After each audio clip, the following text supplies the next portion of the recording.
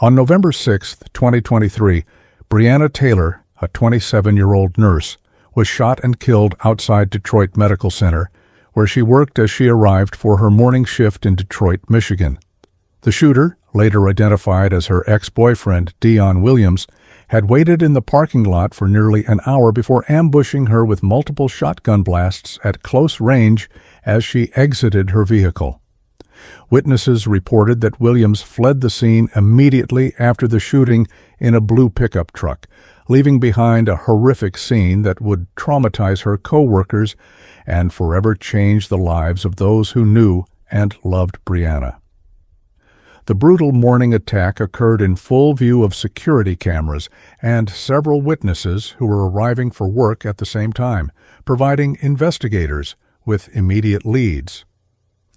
If you're watching this video, please hit that subscribe button and let us know in the comments where you're watching from.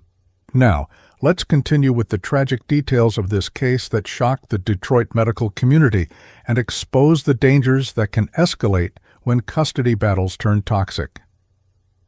Williams had approached Breonna's car as she parked, appearing calm at first, according to witnesses, before suddenly producing a shotgun from beneath his coat. The argument that preceded the shooting lasted less than 30 seconds, with witnesses reporting that Breonna appeared surprised but not immediately fearful when she first noticed Williams. 3 shots were fired in rapid succession, with the first striking Breonna in the torso as she attempted to retreat toward the hospital entrance, and the remaining shots hitting her as she fell to the ground. Williams made no attempt to disguise himself during the attack, wearing no mask and looking directly at security cameras, suggesting either a lack of concern about being identified or a crime of such intense passion that concealing his identity never entered his mind. The first 911 calls came from hospital staff who witnessed the shooting from the parking lot and hospital entrance, with the first call logged at 6:43 a.m. Detroit police responded within minutes, but Williams had already fled the scene in his truck, leaving Breonna critically wounded on the cold pavement as medical staff from the hospital rushed to her aid. Despite immediate medical attention from her own colleagues, doctors, and nurses who worked alongside her every day, Breonna was pronounced dead at 7:21 a.m. in the same emergency department where she had saved countless lives. The murder weapon was not found at the scene, but shotgun shells, matching the ones used in the attack, would later be discovered in Williams' abandoned truck, providing a crucial piece of physical evidence linking him to the crime. The brutality of the attack shocked even veteran police officers who arrived at the scene, with Detective Marcus Johnson later describing it as an execution carried out in broad daylight. Security footage showed Williams watching the old entrance to the parking lot for 53 minutes before Breonna arrived, suggesting premeditation rather than a spontaneous act of rage.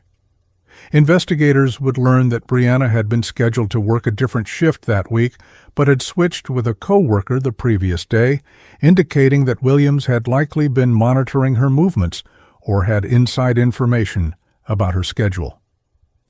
The calculated nature of the attack, combined with Williams's apparent lack of concern about being identified, pointed to a perpetrator who had reached a breaking point and no longer cared about the consequences of his actions. As first responders secured the crime scene, detectives began interviewing witnesses who described not only the shooting itself, but also reported that Williams had been seen in the vicinity of the hospital several times in the days leading up to the murder. One witness, a security guard at the hospital, told police that he had noticed a man matching Williams's description, sitting in a blue pickup truck in the parking lot 2 days earlier, apparently watching the hospital entrance. The security guard had approached the vehicle to ask if the driver needed assistance, but the man had driven away without engaging in conversation.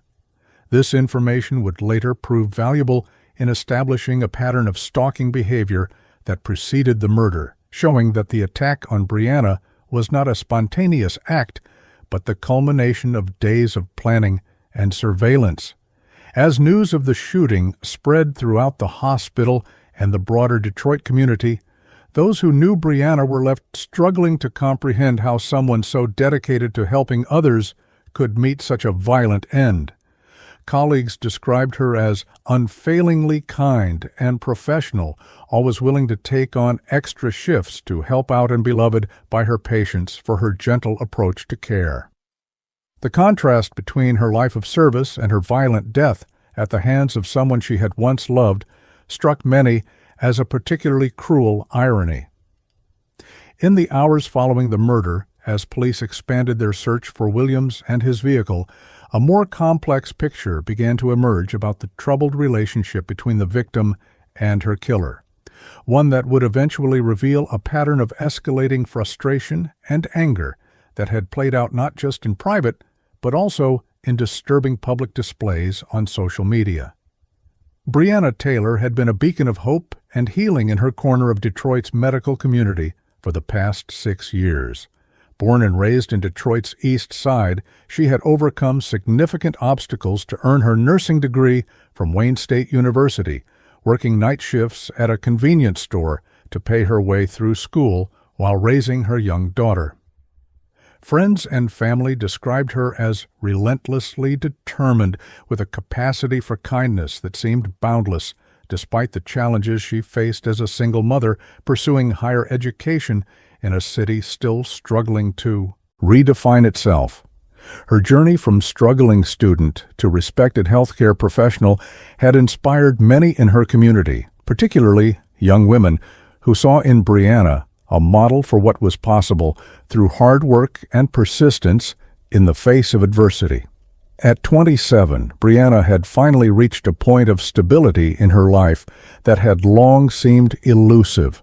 She had recently been promoted to charge nurse on her unit, a position that recognized both her clinical skills and her natural leadership abilities among her peers. Colleagues at Detroit Medical Center spoke of her extraordinary empathy with patients, particularly those from disadvantaged backgrounds, who reminded her of her own upbringing. Her supervisor, nursing director Janice Kellogg, told investigators that Brianna had a special way with elderly patients who were confused or agitated, often succeeding in calming them when others had failed. The promotion had come with a modest but meaningful salary increase that had allowed Brianna to move from her small apartment to a rental house in a safer neighborhood, providing a better environment for her 6-year-old daughter, Zara. Brianna's mother, Patricia Taylor, revealed that her daughter had been making plans to buy a home of her own in the coming year, the first in their family to achieve that milestone. She wanted to plant a garden with Zara and have a place that was truly theirs, somewhere stable where her daughter could grow up without having to move every few years like Brianna had to as a child, Patricia explained through tears during her police interview. The wall of Brianna's locker at the hospital was covered with her daughter's artwork and a calendar marked with important dates, school events, doctor appointments, and a circled date in June that would have been the final payment on her student loans, evidence of a life being built with care and deliberate planning that was brutally cut short. The relationship between Brianna and Dion Williams had begun 5 years earlier when they met at a mutual friend's birthday celebration. Initially, friends reported that Williams had seemed supportive of Brianna's ambitions, proudly telling people about her nursing studies and helping with child care for Zara, whom he had embraced as his own, despite not being her biological father. The first 2 years of their relationship had been relatively stable, with Williams working as a delivery driver and Brianna completing her nursing degree and beginning her career at Detroit Medical Center. However, approximately 3 years into the relationship, Williams lost his job after an argument with his supervisor, beginning a period of financial strain and increasing tension between the couple. Brianna's sister, Michelle Taylor, told investigators that the relationship began to deteriorate after Williams remained unemployed for several months, developing a pattern of borrowing money from Brianna that he rarely repaid. She was supporting him financially, while he sat around playing video games and getting angry when she asked him to look for work, Michelle explained. Court records would later reveal that Williams had prior convictions for disorderly conduct and had once been the subject of a restraining order filed by a previous girlfriend, information Brianna may not have been aware of when their relationship began. As Williams's unemployment stretched from months to over a year, his behavior became increasingly controlling, with friends noting that Brianna had begun to withdraw from social activities and seemed anxious about spending money or time away from home. The breaking point in their relationship had come approximately 8 months before the murder, when Williams's increasingly volatile behavior had culminated in an incident where he had punched a hole in their apartment wall during an argument about finances. Although no physical violence had been directed at Brianna or Zara, the incident had frightened them both enough that Brianna had asked Williams to move out, offering to help him financially until he could get back on his feet. This separation, which Brianna had viewed as temporary and potentially beneficial for their relationship, had instead triggered an escalating pattern of resentment and hostility from Williams that would eventually turn deadly. Despite the tension, Brianna had maintained contact with Williams, primarily because of his relationship with Zara, whom he had helped raise since she was a toddler. Tragically, Brianna's compassionate nature may have contributed to her vulnerability in the months leading up to her murder. Colleagues noted that she often spoke of Williams with a mixture of frustration and concern, expressing worry about his mental health and lack of direction rather than fear for her own safety. She had continued to allow Williams to visit Zara on weekends and had even helped him apply for jobs, actions that reflected her belief in second chances and her desire for her daughter to maintain a relationship with the only father figure she had known. This generosity of spirit, which had made Brianna an exceptional nurse and beloved friend, had perhaps blinded her to the increasing danger posed by Williams's deteriorating mental state and growing resentment toward her success and independence. In the weeks before her death, Brianna had confided in a close co-worker that Williams had become increasingly fixated on formal custody arrangements for Zara, despite having no biological connection to the child. The co-worker, who asked to remain anonymous, told police that Williams had begun threatening to seek legal custody, a move that had confused and concerned Brianna, given the circumstances. She didn't understand why he suddenly wanted legal documentation when she had never prevented him from seeing Zara, the co-worker explained. What Brianna couldn't have known was that these custody discussions were not simply about maintaining a relationship with Zara, but were becoming the focal point of Williams's growing resentment and sense of injustice, feelings he would later express in disturbing detail in the videos that would become central to the case against him. On the morning of her death, Brianna had risen before dawn to prepare Zara's lunch and drop her at a neighbor's house where the child would wait for the school bus. The neighbor, Mrs. Gladys Washington, told police that Brianna had seemed her usual self that morning, tired from her long shifts but cheerful and focused on the day ahead. She mentioned that she was looking forward to the weekend because she had 2 days off and was planning to take Zara ice skating, Mrs. Washington recalled. These simple plans for quality time with her daughter would never materialize, as Brianna's life would end just 45 minutes later in the hospital parking lot, leaving behind a 6-year-old girl who would wait in vain that afternoon for a mother who would never return to pick her up. The initial response to the shooting at Detroit Medical Center was swift, with first responders arriving within minutes of the 911 calls.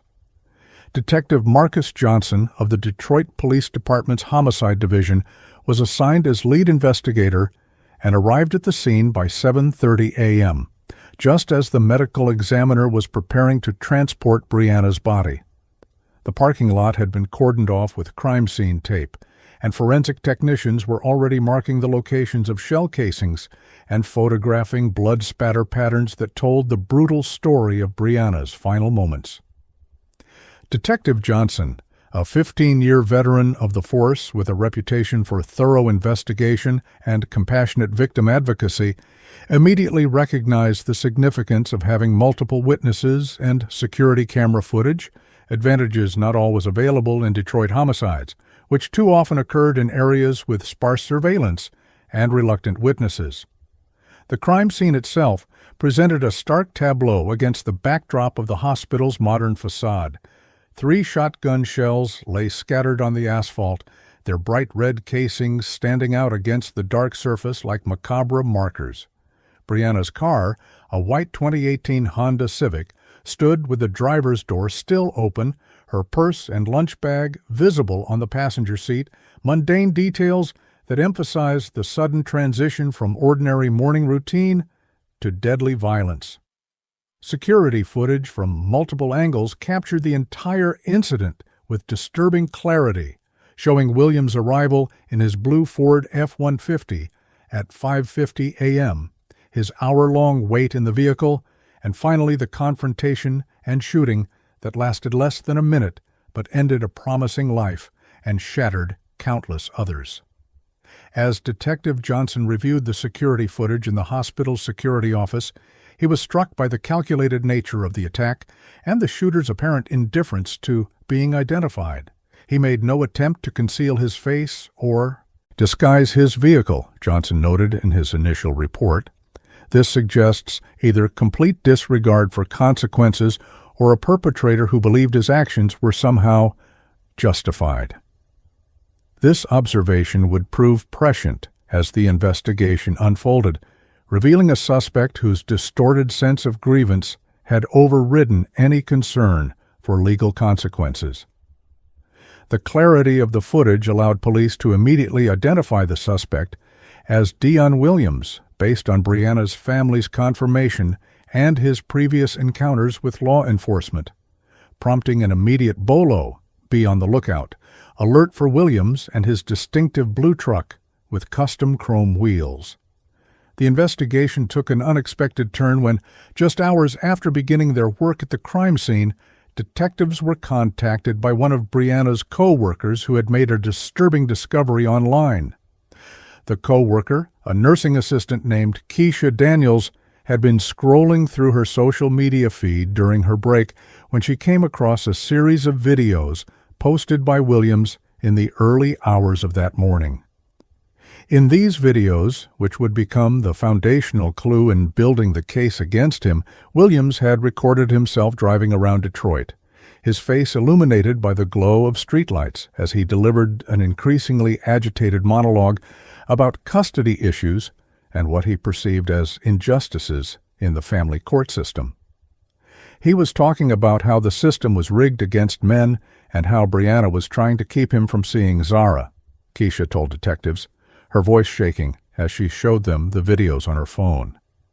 The discovery of these videos transformed the investigation's trajectory, shifting it from a simple identification and apprehension case to one focused on documenting premeditation and establishing a clear motive. Detective Johnson immediately dispatched officers to secure digital evidence from social media platforms before Williams, or someone acting on his behalf, could delete the incriminating posts. The videos, 6 in total, ranging from 2 to 8 minutes in length, had been recorded and posted between 1:14 a.m. and 4:37 a.m. on the morning of the murder, creating a digital trail that would prove invaluable to prosecutors. In one particularly damning clip, Williams could be seen driving past Detroit Medical Center approximately 7 hours before the murder, the hospital's distinctive entrance visible through his windshield, as he stated, "This is where it all ends tomorrow, where she'll finally understand what it feels like to have something precious taken away."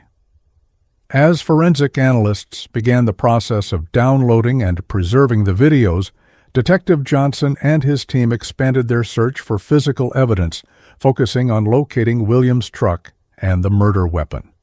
A citywide alert had been issued, with particular attention to neighborhoods where Williams had known connections or had previously resided. Officers conducted door-to-door, Inquiries in these areas showing residents' photos of Williams and his vehicle while gathering information about his recent activities and possible hideouts. This groundwork paid off when, at approximately 3:15 p.m. on the day of the murder, a patrol officer spotted the blue Ford F-150 abandoned in an overgrown lot behind a vacant warehouse in Detroit's Poletown East neighborhood, less than 4 miles from the crime scene. The discovery of the abandoned truck represented a significant breakthrough, providing investigators with a wealth of physical evidence to complement the digital trail Williams had left behind. The vehicle was transported to the police department's forensic garage, where technicians began a meticulous examination of its interior and exterior. Initial findings included fingerprints matching Williams on the steering wheel and door handles, a receipt from a gas station time-stamped at 5:12 a.m. on the morning of the murder, and, most significantly, shotgun shells in the center console that matched those found at the crime scene. However, the shotgun itself was not in the vehicle, prompting an expanded search of the area surrounding the abandoned truck. This search, conducted by officers with K-9 units specialized in weapons detection, yielded results when the shotgun was discovered approximately 90 feet from the vehicle, partially concealed beneath a pile of discarded construction materials.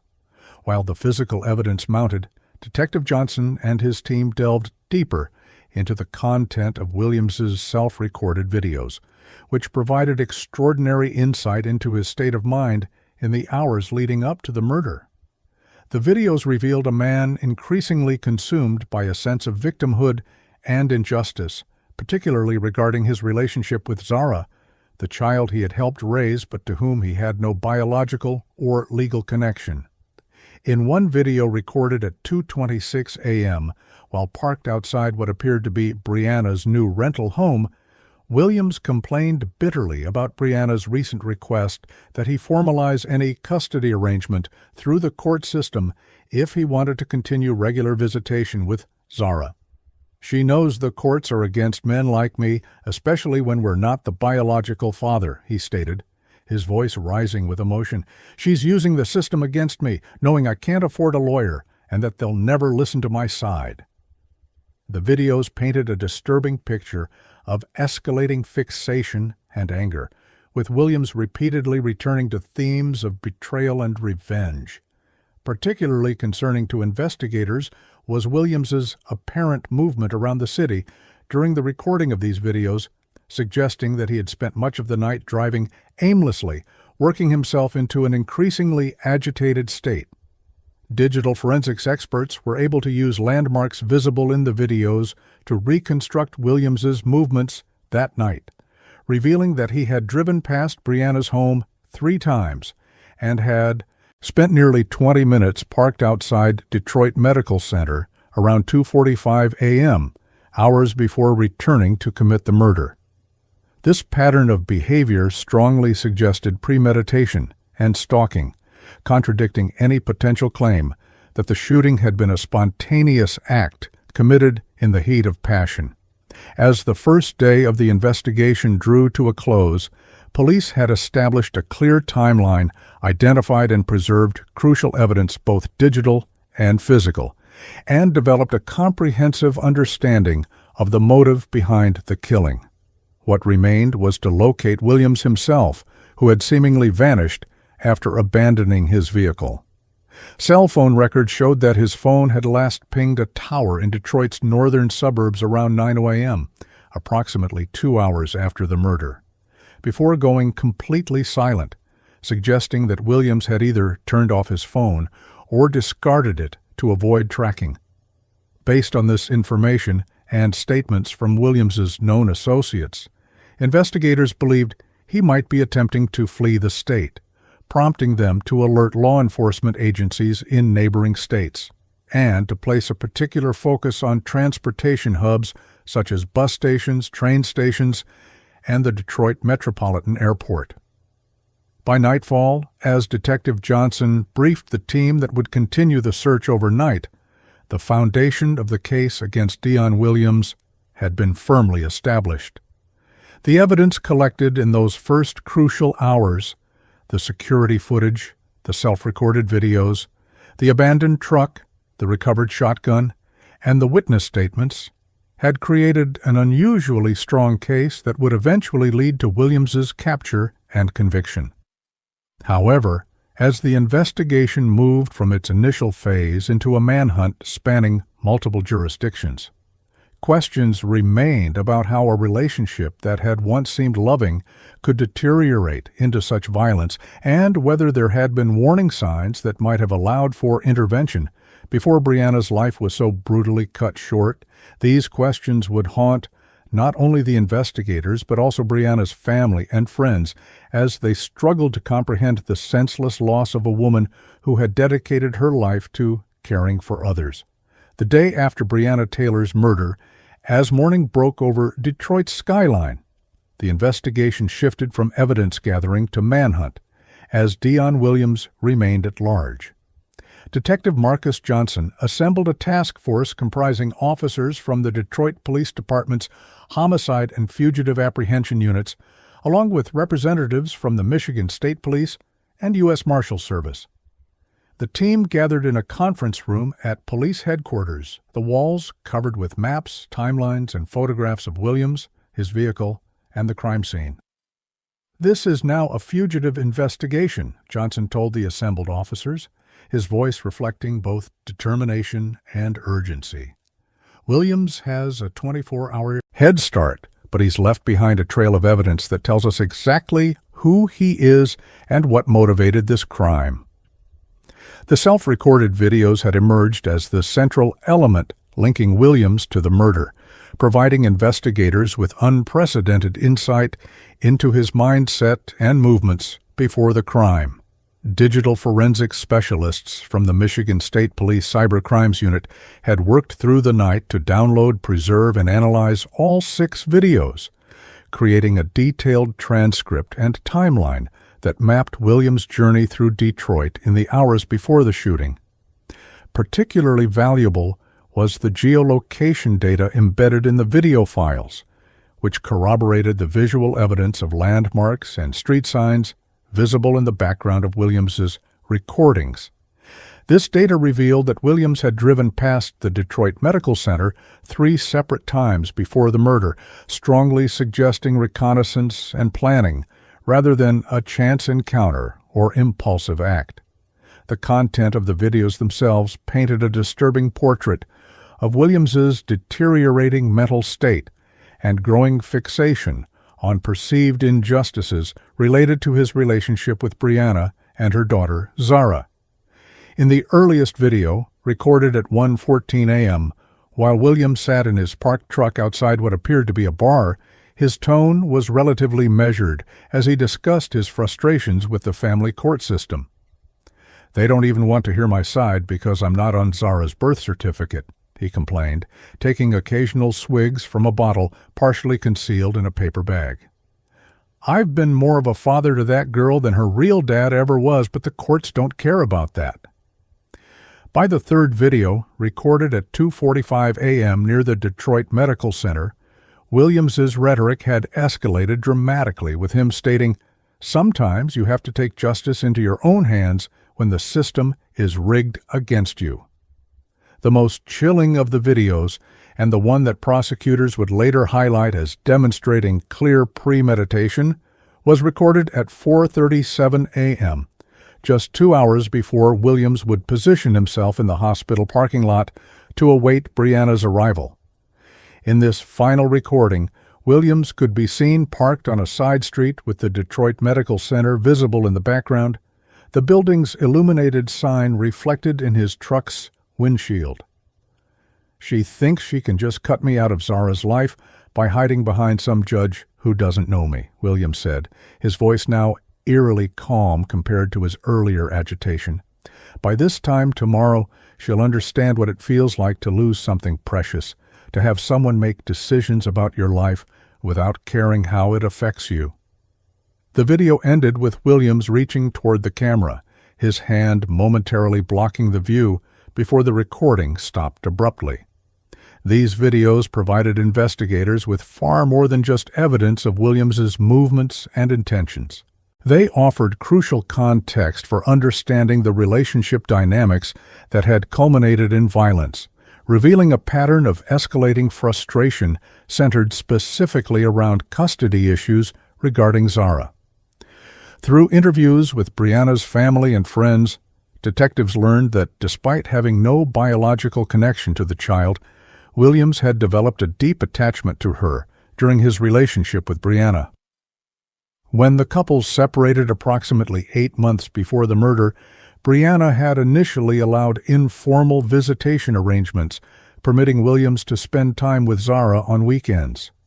However, as Williams's behavior became increasingly erratic and his financial situation deteriorated, Brianna had suggested formalizing any custody arrangement through the court system, a suggestion that Williams had apparently perceived as a threat rather than an attempt at establishing stability.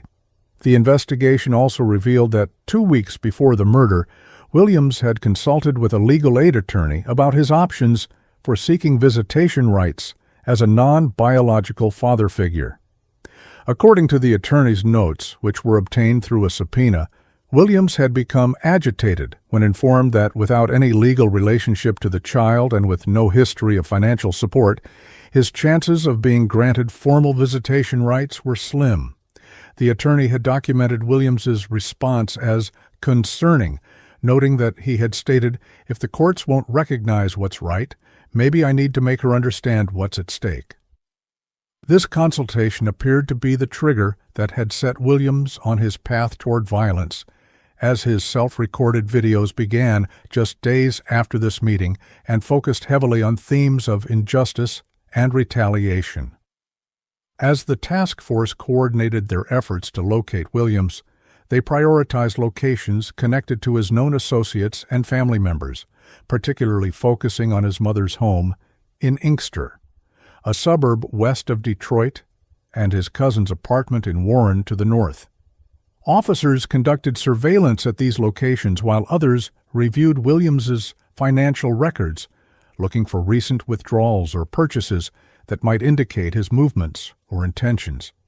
These efforts yielded an important lead when investigators discovered a cash withdrawal of $300 from an ATM in Flint, Michigan, approximately 70 miles north of Detroit, made at 10:23 a.m.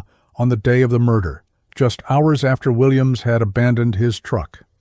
This transaction suggested that Williams was heading north, possibly intending to reach Michigan's Upper Peninsula or even attempting to cross into Canada. The breakthrough in locating Williams came from an unexpected source: social media. Despite the manhunt underway, Williams had not completely disappeared from the digital realm. At approximately 8:15 p.m. on the day after the murder, he used a newly created account to post another video, this one showing him inside what appeared to be a motel room with generic furnishings that gave few clues to his location. In this new recording, Williams appeared disheveled and emotionally volatile, alternating between defending his actions and expressing disbelief at what he had done. "I didn't want it to come to this, but she pushed me too far," he stated, pacing back and forth in the small room. "The system is designed to push men like me to the breaking point, and then they act surprised when we break." The video was removed within 30 minutes of posting, but not before several of Williams' former co-workers had seen it and alerted police. Although the video itself contained no obvious location indicators, digital forensics specialists were able to extract metadata from the file that included GPS coordinates. These coordinates placed Williams at a budget motel just outside Grayling, Michigan, a small town approximately 200 miles north of Detroit. Within hours of this discovery, a joint team of Michigan State Police troopers and U.S. Marshals surrounded the Northern Pines Motel, evacuating nearby rooms before approaching the unit identified in the metadata. After repeated announcements and warnings, officers breached the door at 3:17 a.m., finding Williams lying on the bed with a handgun beside him, a weapon that had not been used in Brianna's murder, but represented a clear threat to both officers and potentially Williams himself. Despite the presence of the weapon, Williams surrendered without resistance, appearing, according to the arresting officers, resigned and almost relieved that the pursuit was over. The capture of Dion Williams less than 48 hours after the murder of Breonna Taylor represented a significant achievement for the investigative team, particularly given the comprehensive evidence already collected. Upon his arrest, Williams was transported back to Detroit, where he was processed and held without bail, pending arraignment on charges of first-degree murder, a capital offense in the state of Michigan. During the booking process, Williams remained largely silent, declining to answer questions without an attorney present, a stark contrast to his volubility in the self-recorded videos that would form the cornerstone of the case against him. When asked directly about the videos by Detective Johnson during an initial attempt at questioning, Williams reportedly shook his head and stated only, "Those videos are just me talking. Talking isn't a crime." As news of Williams's arrest spread through Detroit's media outlets, the public response revealed the profound impact Breonna's murder had had on the community, particularly among healthcare workers who identified with the vulnerability of coming and going from work during early morning or late-night hours. A memorial of flowers, candles, and photographs grew outside the Detroit Medical Center, with many notes referencing Breonna's kindness and dedication to her patients. The hospital administration announced plans for enhanced security measures, including increased patrols in the parking areas during shift changes and expanded escort services for staff. These measures, while welcomed, carried the bittersweet acknowledgement that they came too late for Breonna. With Williams in custody and a wealth of evidence secured, the investigation entered a new phase focused on building an airtight case for prosecutors. Forensics teams continued their meticulous work, analyzing fingerprints found on the shotgun shells, both at the scene and in Williams's truck, processing DNA samples collected from the vehicle and the weapon itself, and conducting ballistics tests to confirm that the recovered shotgun was indeed the murder weapon. Each piece of evidence added another layer of certainty to a case that already seemed overwhelming. But Detective Johnson, a veteran of numerous homicide investigations, understood the importance of thoroughness. "In my experience, cases that seem straightforward can develop unexpected complications," he told his team during a briefing. "We need to prepare for every possible defense strategy, including claims of temporary insanity or diminished capacity based on emotional distress." Indeed, as the investigation progressed, it became increasingly clear that Williams's defense would likely center on his mental state at the time of the murder, potentially using the very videos that incriminated him to argue that he had been in the grip of extreme emotional disturbance. This strategy began to emerge during Williams's arraignment, where his court-appointed attorney requested a psychological evaluation, arguing that the self-recorded videos demonstrated a man in crisis, disconnected from reality, and unable to distinguish right from wrong. The judge granted this request, but also ordered Williams held without bail, citing the violent nature of the offense and the risk he posed to the community. As Williams was led from the courtroom, his expression remained impassive, offering no hint of remorse or recognition of the gravity of his actions. As the first week of the investigation concluded, Detective Johnson met with prosecutor Ebony Wilson to discuss the case that would be presented to the grand jury. The meeting took place in Wilson's office at the Wayne County Prosecutor's Office, a space filled with law books and case files that testified to her decade of experience prosecuting violent crimes in Detroit. Wilson, known for her methodical approach and compelling courtroom presence, had been personally selected by the district attorney to lead the prosecution due to the high-profile nature of the case and the clear evidence of premeditation. "These videos are unlike anything I've seen in my career," Wilson remarked as she reviewed the transcripts. "Most perpetrators try to hide their intentions and their actions, but Williams essentially created a documentary of his path to murder, complete with motive, intent, and execution.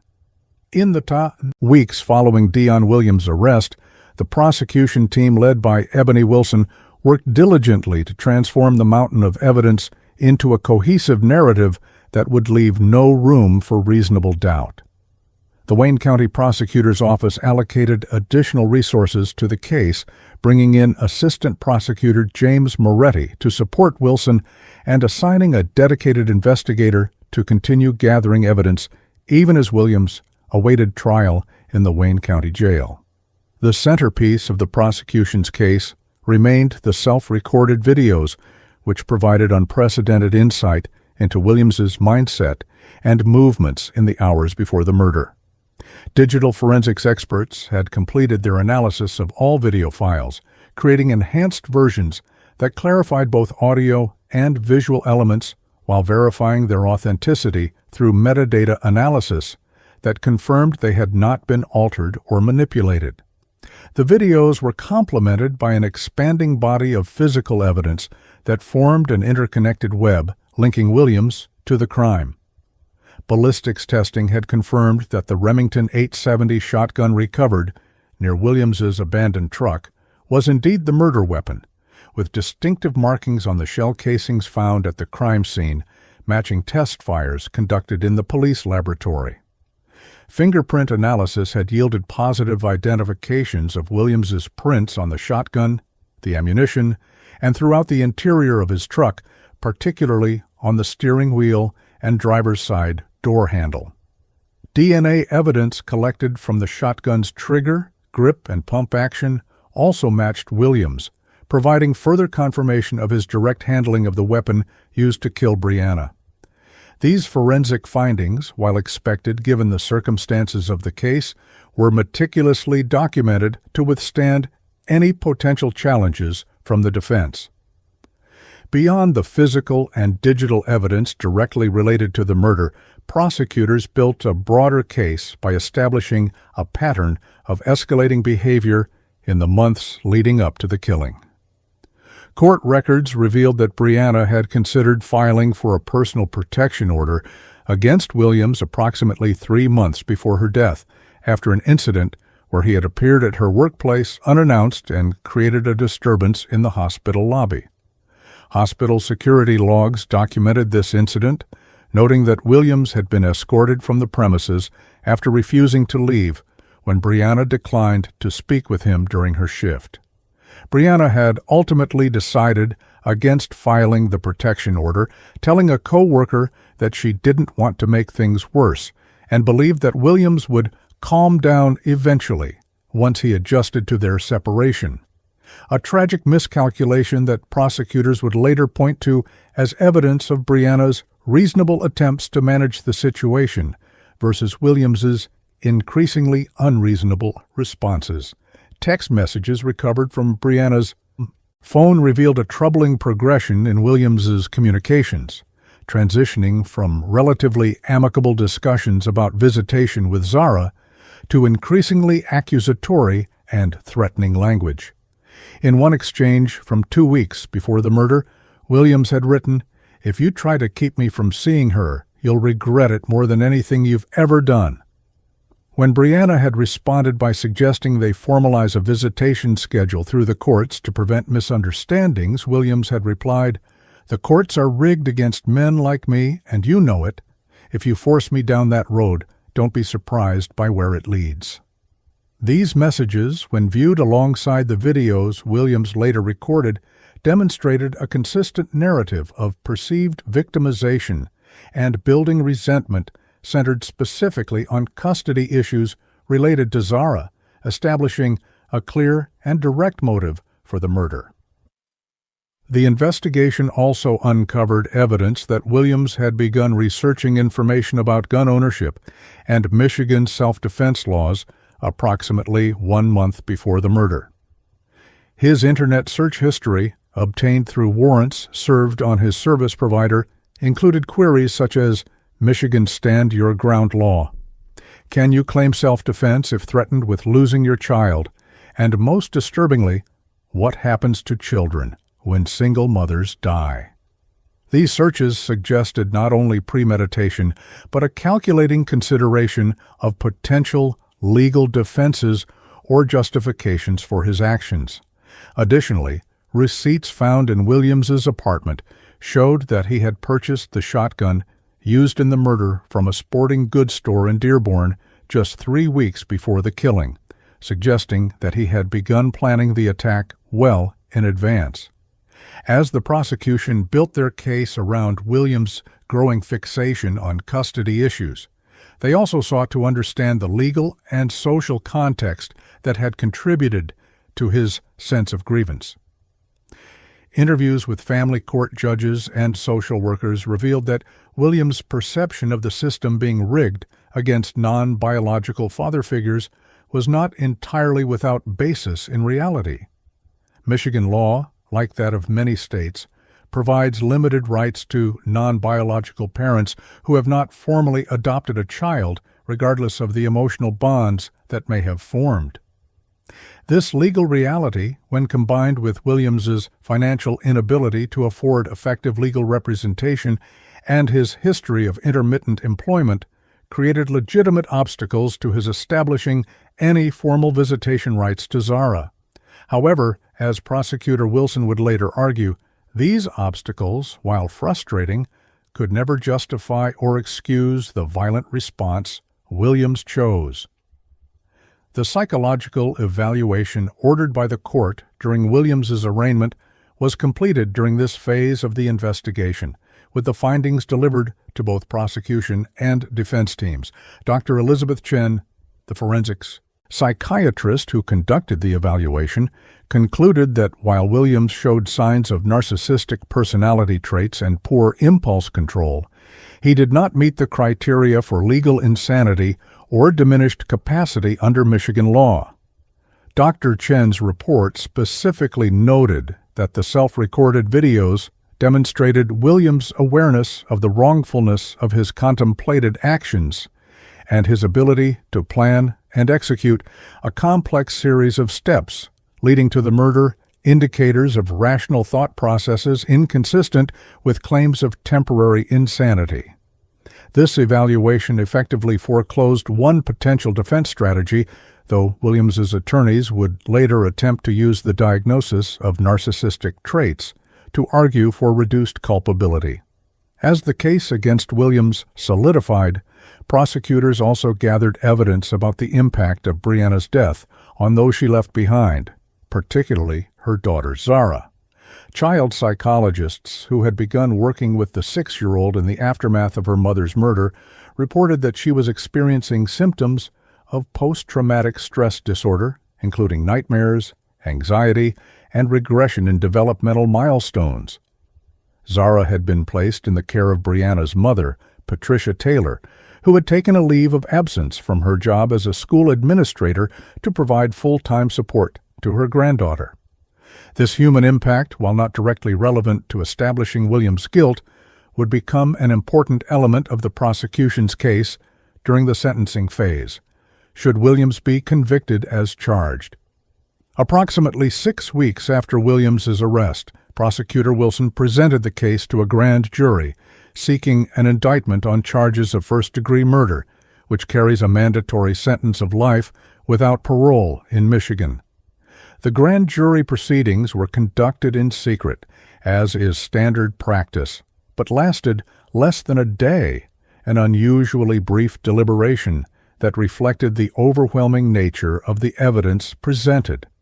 The grand jury returned a true bill formally indicting Williams on 1 count of first-degree premeditated murder and several lesser-included offenses, including stalking and illegal possession of a firearm during the commission of a felony.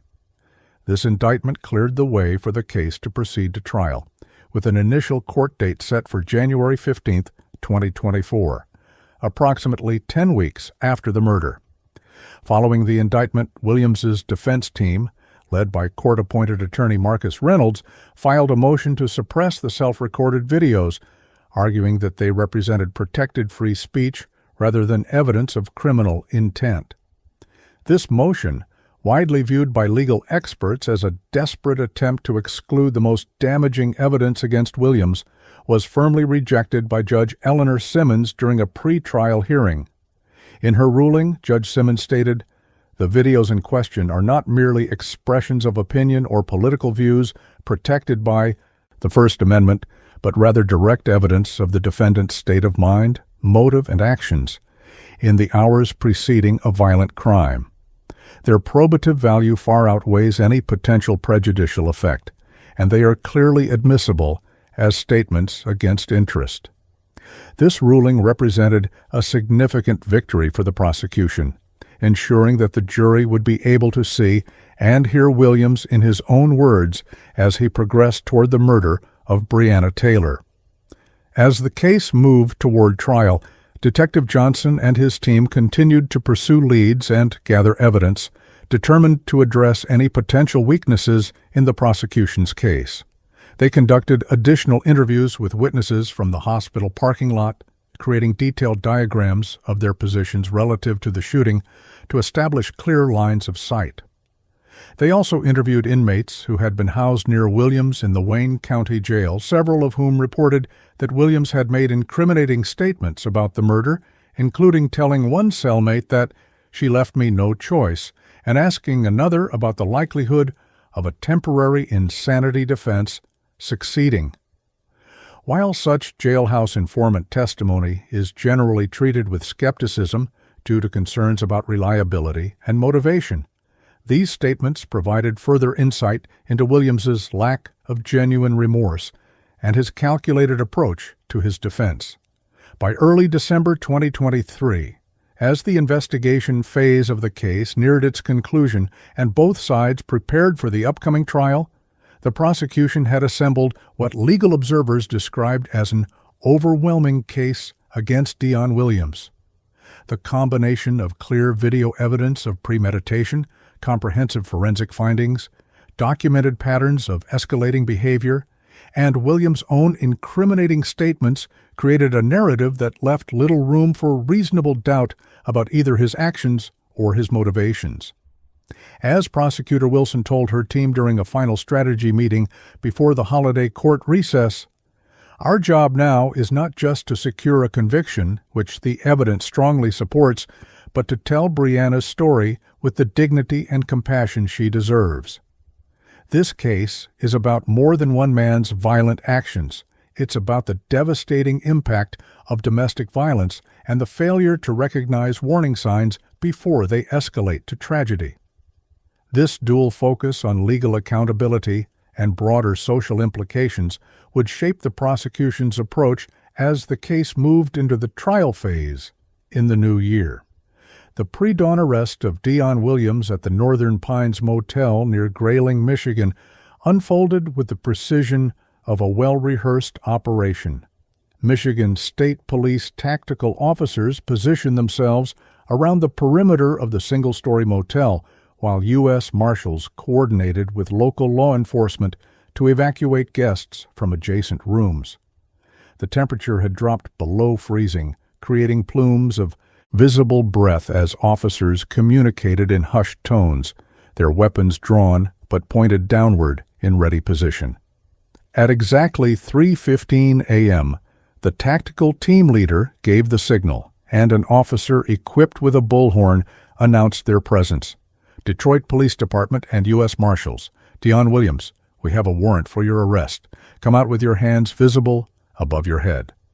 This announcement was met with silence from room 117, prompting the team to repeat the warning twice more before making the decision to breach the door.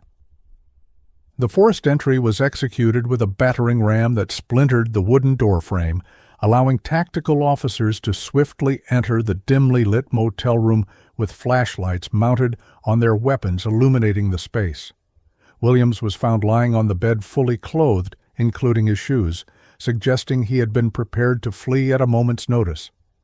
A 9mm Glock handgun lay on the nightstand within arm's reach, its serial number later determined to have been filed off, indicating illegal acquisition. Despite the weapon's proximity, Williams made no move toward it when officers entered, instead raising his hand slowly as he sat up on the edge of the bed. "I knew you'd find me eventually," he reportedly stated, as officers secured his hands behind his back with zip ties, his voice described by the arresting officers as flat and resigned, devoid of the emotional intensity that had characterized his self-recorded videos. The room itself told the story of Williams's brief time as a fugitive. Fast food wrappers littered the table, an open duffel bag revealed hastily packed clothing, and a prepaid cell phone, not his original device, sat charging beside the television. Officers conducting a preliminary search also discovered $220 in cash, a Michigan road atlas with several northern routes highlighted, and a notebook containing what appeared to be journal entries dated after the murder. These entries, which would later be submitted as evidence, contained rambling justifications for the shooting, including statements such as, "I didn't want to hurt her, but she left me no choice," and "maybe now people will understand what happens when the system pushes a man too far." The notebook represented yet another example of Williams documenting his thoughts and motivations, continuing the pattern established in his self-recorded videos. Williams was transported back to Detroit in a police cruiser equipped with a security barrier between the front and back seats, with 2 state troopers in the vehicle and an escort of additional patrol cars. During the nearly 4-hour journey, Williams remained largely silent, declining offers of water and food, and responding to direct questions with minimal acknowledgement. The arresting officers had been specifically instructed not to engage Williams in conversation about the case to avoid any claims of improper questioning before formal interrogation. But they noted that he appeared to drift between states of alertness and withdrawn detachment throughout the trip. One trooper observed Williams staring at the passing landscape with an expression that seemed devoid of concern or anxiety, as if the gravity of his situation had not fully registered, or perhaps more disturbingly, as if he had already accepted the consequences of his actions as inevitable or even justified. Upon arrival at Detroit Police Headquarters, Williams was processed according to standard procedure, including fingerprinting, photography, and a medical screening that noted no significant health issues requiring immediate attention. He was provided with a standard-issue jumpsuit and placed in a holding cell to await formal interrogation by Detective Marcus Johnson. During this waiting period, Williams requested and was granted a phone call, which he used to contact his mother, Lorraine Williams. According to the monitoring officer, this brief conversation consisted primarily of Williams reassuring his mother that he was physically unharmed and asking her to help find him a lawyer, though he also reportedly told her, "This isn't what it looks like. They're twisting everything to make me look like a monster." This statement would later be cited by prosecutors as evidence of Williams beginning to construct a narrative of denial despite the overwhelming evidence against him.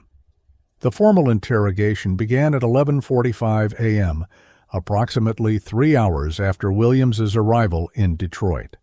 The session took place in a standard interview room equipped with audio and video recording equipment, with Detective Johnson accompanied by his partner, Detective Sarah Chen. Williams had been advised of his Miranda rights and had signed the appropriate waiver forms indicating his willingness to speak with investigators without an attorney present, a decision that legal observers would later question given the seriousness of the charges he faced. The interrogation room was deliberately sparse, containing only a metal table bolted to the floor and 3 chairs with bright fluorescent lighting that cast harsh shadows, and a temperature kept slightly cooler than comfort would dictate. Standard tactics designed to create a sense of discomfort and vulnerability in suspects. Detective Johnson began the interview with basic background questions, establishing Williams's full name, date of birth, and last known address before gradually transitioning to more substantive inquiries about his relationship with Breonna Taylor. Williams initially appeared cooperative, describing how they had met at a mutual friend's birthday party 5 years earlier, and recounting the early, happier days of their relationship. His demeanor remained calm and his responses measured until Johnson shifted the focus to the subject of Zara and the custody disagreements that had developed after Williams and Brianna separated. At the mention of these issues, witnesses observed a visible change in Williams's body language. His shoulders tensed, he began to fidget with his hands, and his responses became more clipped and defensive, indicating a clear emotional trigger that aligned with the motive prosecutors would later present at trial. The turning point in the interrogation came when Detective Johnson placed a tablet on the table and played one of the self-recorded videos that Williams had posted hours before the murder. In this particular video, Williams could be seen driving past the Detroit Medical Center while stating, "She thinks she can just cut me out of Zara's life by hiding behind some judge who doesn't know me. By this time tomorrow, she'll understand what it feels like to lose something precious." As the video played, Williams initially stared at the screen with an expression described by Detective Chen as almost mesmerized, as if seeing himself from an outside perspective for the first time. When the clip ended, Johnson asked simply, "Can you explain what you meant by those statements, Mr. Williams?" This question triggered the first significant emotional response of the interrogation. Williams pushed back from the table abruptly, his chair scraping loudly against the floor as he stood up. "Those videos don't mean anything," he insisted, his voice rising. "I was just venting, just talking out my frustrations. Everybody does that." When Johnson calmly pointed out that most people don't follow such venting with actual violence, Williams became increasingly agitated, pacing the small room and gesturing emphatically. "You don't understand what it's like to have someone hold your child away from you, to have the court stacked against you before you even walk in the door," he responded, his earlier composure completely abandoned.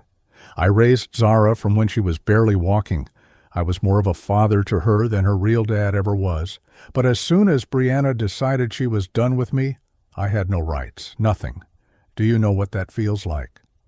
This outburst marked a critical moment in the interrogation, as Williams had shifted from denial to justification, implicitly acknowledging his actions while attempting to contextualize them as an understandable response to perceived injustice.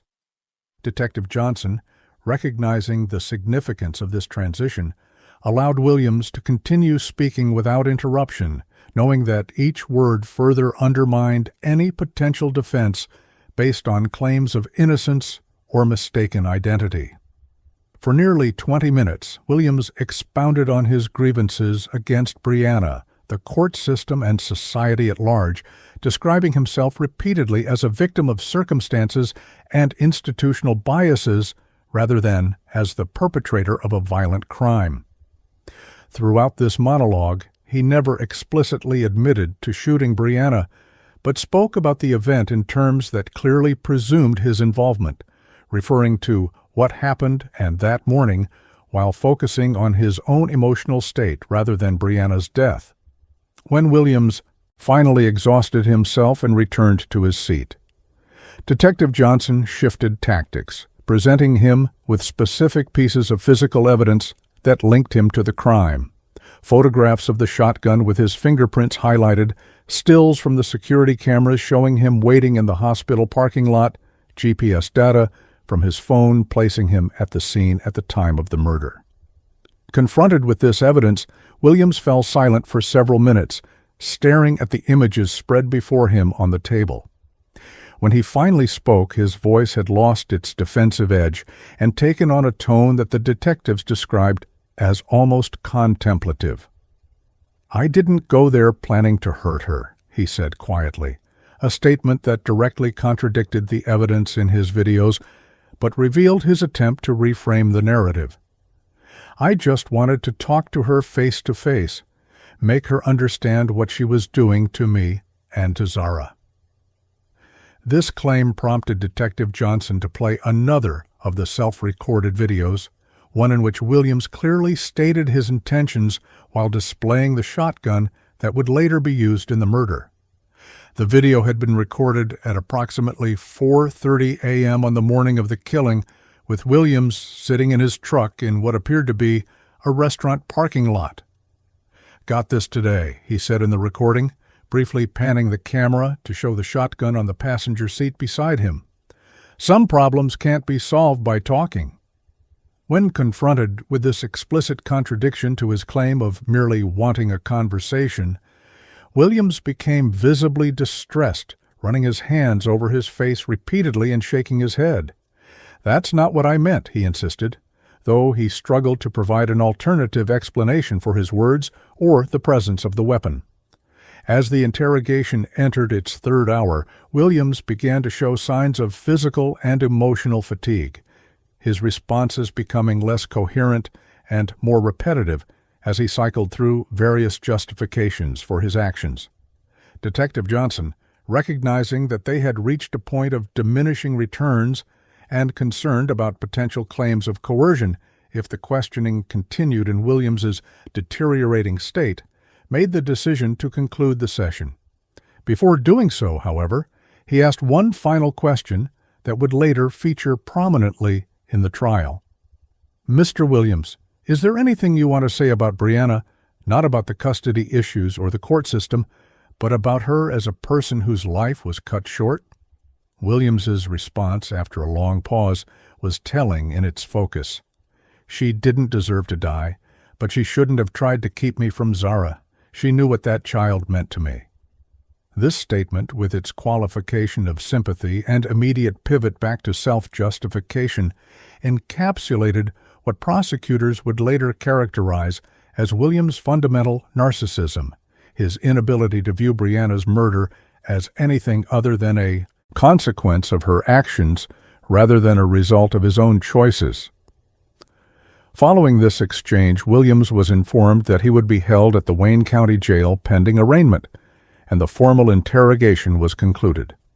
The entire session, lasting 3 hours and 17 minutes, had been recorded and would be transcribed for use by both prosecution and defense teams during trial preparation. As Williams was led from the interrogation room, Detective Johnson noted that his expression had settled into what he described in his report as a mask of resigned defiance, suggesting that Williams had already begun constructing a narrative in which he was the victim of circumstances rather than the perpetrator of a calculated killing. Williams' arraignment took place the following morning before Judge Harold Benton in the 36th District Court. The proceeding was brief but emotionally charged, with members of Brianna's family filling several rows of the courtroom, many wearing purple ribbons symbolizing domestic violence awareness. Williams appeared via video link from the jail, dressed in the standard orange jumpsuit and showing little reaction as the charges were read: first-degree premeditated murder, possession of a firearm and the commission of a felony, and stalking. His court-appointed attorney, Marcus Reynolds, entered a plea of not guilty on his behalf and requested a psychological evaluation to determine Williams's competency to stand trial and his mental state at the time of the offense. Standard practice in murder cases, but particularly relevant given the self-recorded videos that suggested possible mental instability. Prosecutor Ebony Wilson argued forcefully against any possibility of bail, citing the violent nature of the crime, the substantial evidence of premeditation, and Williams' attempt to flee after the murder. The defendant not only planned this killing in detail, documenting his intentions in multiple videos, but he also made efforts to evade capture, suggesting he remains a flight risk, Wilson told the court. Furthermore, his statements during police interrogation reveal a fundamental lack of remorse and a continued belief that his actions were justified, indicating that he poses an ongoing danger to the community, particularly to the family members of the victim who are now caring for the child at the center of this custody dispute. Judge Benton concurred with the prosecution's assessment, ordering Williams held without bail pending trial and granting the defense motion for a psychological evaluation. As Williams was returned to the Wayne County Jail following his arraignment, the case against him continued to strengthen. Forensic analysts had completed their examination of the prepaid cell phone found in his motel room, recovering deleted text messages that Williams had sent to a former coworker the day after the murder. These messages included statements such as, "I did what I had to do," and "now everyone will take me seriously when I say, don't come between a father and his child," providing further evidence of his consciousness of guilt and his distorted justification for the killing. Additionally, the notebook recovered from the motel room contained entries that directly referenced the videos Williams had recorded before the murder, with one passage stating, "I warned everyone what would happen if they pushed me too far, but nobody listened. Now they can't ignore me." These discoveries reinforced the prosecution's theory that Williams had not acted in a moment of uncontrollable passion, but had deliberately planned and executed the murder of Breonna Taylor as a response to perceived injustices related to his relationship with her daughter Zara. The comprehensive documentation of his thoughts and motivations, from the self-recorded videos to the journal entries to the text messages sent after the fact, created an unusually complete psychological portrait of a perpetrator whose sense of entitlement and grievance had overridden basic moral and legal constraints. As Detective Johnson remarked to Prosecutor Wilson during a case review meeting, "In most homicides, we have to reconstruct the killer's mindset from fragmentary evidence and witness statements. With Williams, it's like he created a documentary of his path to murder, narrating each step along the way." This extraordinary level of self-documentation would prove to be both Williams's undoing in the legal sense and a valuable window for experts and the public into the psychology of domestic violence and its escalation from threats to deadly action. The trial of Deon Williams began on January 15, 2024, in the Frank Murphy Hall of Justice in downtown Detroit, a towering concrete structure that has housed the Wayne County Circuit Court's Criminal Division for decades. Outside the courthouse, local news crews had set up equipment before dawn, preparing to cover a case that had captivated the city's attention not only for its brutality, but also for the unprecedented digital trail left by the defendant. Inside, enhanced security measures were evident, with additional officers posted throughout the building and special procedures implemented for screening spectators entering courtroom 4B, where Judge Eleanor Simmons would preside over the proceedings. Judge Simmons, a former prosecutor with 15 years of experience on the bench, was known for maintaining strict decorum in her courtroom and for her thorough knowledge of evidence law, qualifications that would prove critical in a case involving complex digital evidence and potentially explosive emotional testimony.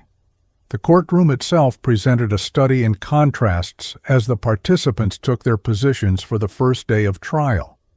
On the prosecution side, Ebony Wilson sat flanked by Assistant Prosecutor James Moretti and their case investigator, their table organized with precisely labeled binders and a laptop connected to the courtroom's audiovisual system. Wilson, dressed in a tailored navy suit with subtle purple accents, the color associated with domestic violence awareness, projected calm confidence as she reviewed her opening statement notes. Across the aisle, defense attorney Marcus Reynolds appeared somewhat less composed, frequently consulting with his recently assigned second chair, Laura Diaz, and rearranging the considerably smaller stack of materials on their table. Reynolds, a public defender with a heavy caseload and limited resources, had been granted additional assistance for this high-profile case, but still faced the daunting task of defending against what many legal observers had already described as overwhelming evidence. Between these two tables sat Deon Williams, transformed from the disheveled fugitive captured in northern Michigan. For court appearances, he had been provided with a charcoal gray suit, white shirt, and subdued tie, standard practice for defendants facing a jury, designed to counter the prejudicial effect of jail attire. Despite these efforts at presenting a respectable appearance, Williams's demeanor attracted immediate attention from courtroom observers. Unlike many defendants who display anxiety or attempt to appear remorseful, Williams sat unusually still, his expression impassive as he surveyed the courtroom with what one journalist later described as the detached interest of someone watching a movie about someone else's life. This disconnected affect, which would persist throughout much of the trial, seemed to support the prosecution's characterization of Williams as a man whose narcissistic tendencies prevented him from fully grasping the consequences of his actions.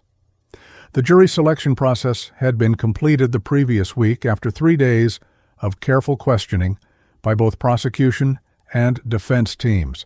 The final panel consisted of 8 women and 4 men, with 2 additional alternates, representing a cross-section of Wayne County's diverse population. During voir dire, defense attorney Reynolds had focused particularly on potential jurors' experiences with the family court system and their views on non-traditional parenting relationships, seeking those who might be sympathetic to Williams's frustrations as a non-biological father figure. Prosecutor Wilson, meanwhile, had emphasized questions about exposure to domestic violence and attitudes toward social media use, areas relevant to the central evidence in the case. The resulting jury, while diverse in age, race, and socioeconomic status, shared one common characteristic. None had been following the case closely in the media, allowing them to approach the evidence with relatively fresh perspectives. At precisely 9:00 a.m., the court clerk called for all to rise as Judge Simmons entered the courtroom, her black robes contrasting sharply with her silver hair as she took her seat at the elevated bench. After addressing preliminary matters and instructing the jury on their responsibilities, Judge Simmons turned to the prosecution table. "Ms. Wilson, you may proceed with your opening statement," she directed, setting in motion a trial that would not only determine Deon Williams's fate, but also explore broader issues of domestic violence, the family court system, and the increasingly blurred line between online threats and real-world violence.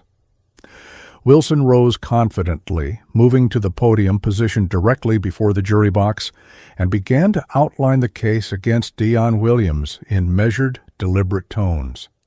"Ladies and gentlemen of the jury," Wilson began, making eye contact with each member of the panel, "this case is about a man who believed he was entitled to control a woman's life, and when he could no longer do so, he chose to end it." She paused, allowing the gravity of this statement to register before continuing. "Over the course of this trial, you will see and hear evidence that Deon Williams carefully planned and executed the murder of Breonna Taylor, a 27-year-old nurse and mother whose only crime was seeking to create a stable, legally recognized arrangement for her daughter's relationship with the defendant after their romantic relationship had ended. Wilson then moved to the heart of the prosecution's case, introducing the self-recorded videos that would form its foundation. You will see videos recorded by the defendant himself that document his journey toward murder in his own words, his own voice, and his own face, Wilson explained, her voice gaining intensity.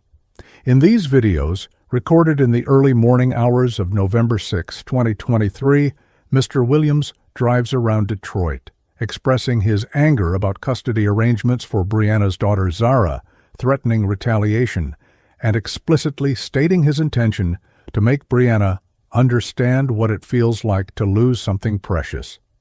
You will see him drive past the Detroit Medical Center, Breonna's workplace, hours before returning to ambush her in the parking lot as she arrived for her morning shift. You will hear him reference the shotgun he had purchased 3 weeks earlier, saying, and I quote, "Some problems can't be solved by talking." Wilson then methodically outlined the physical evidence that corroborated the narrative established in the videos.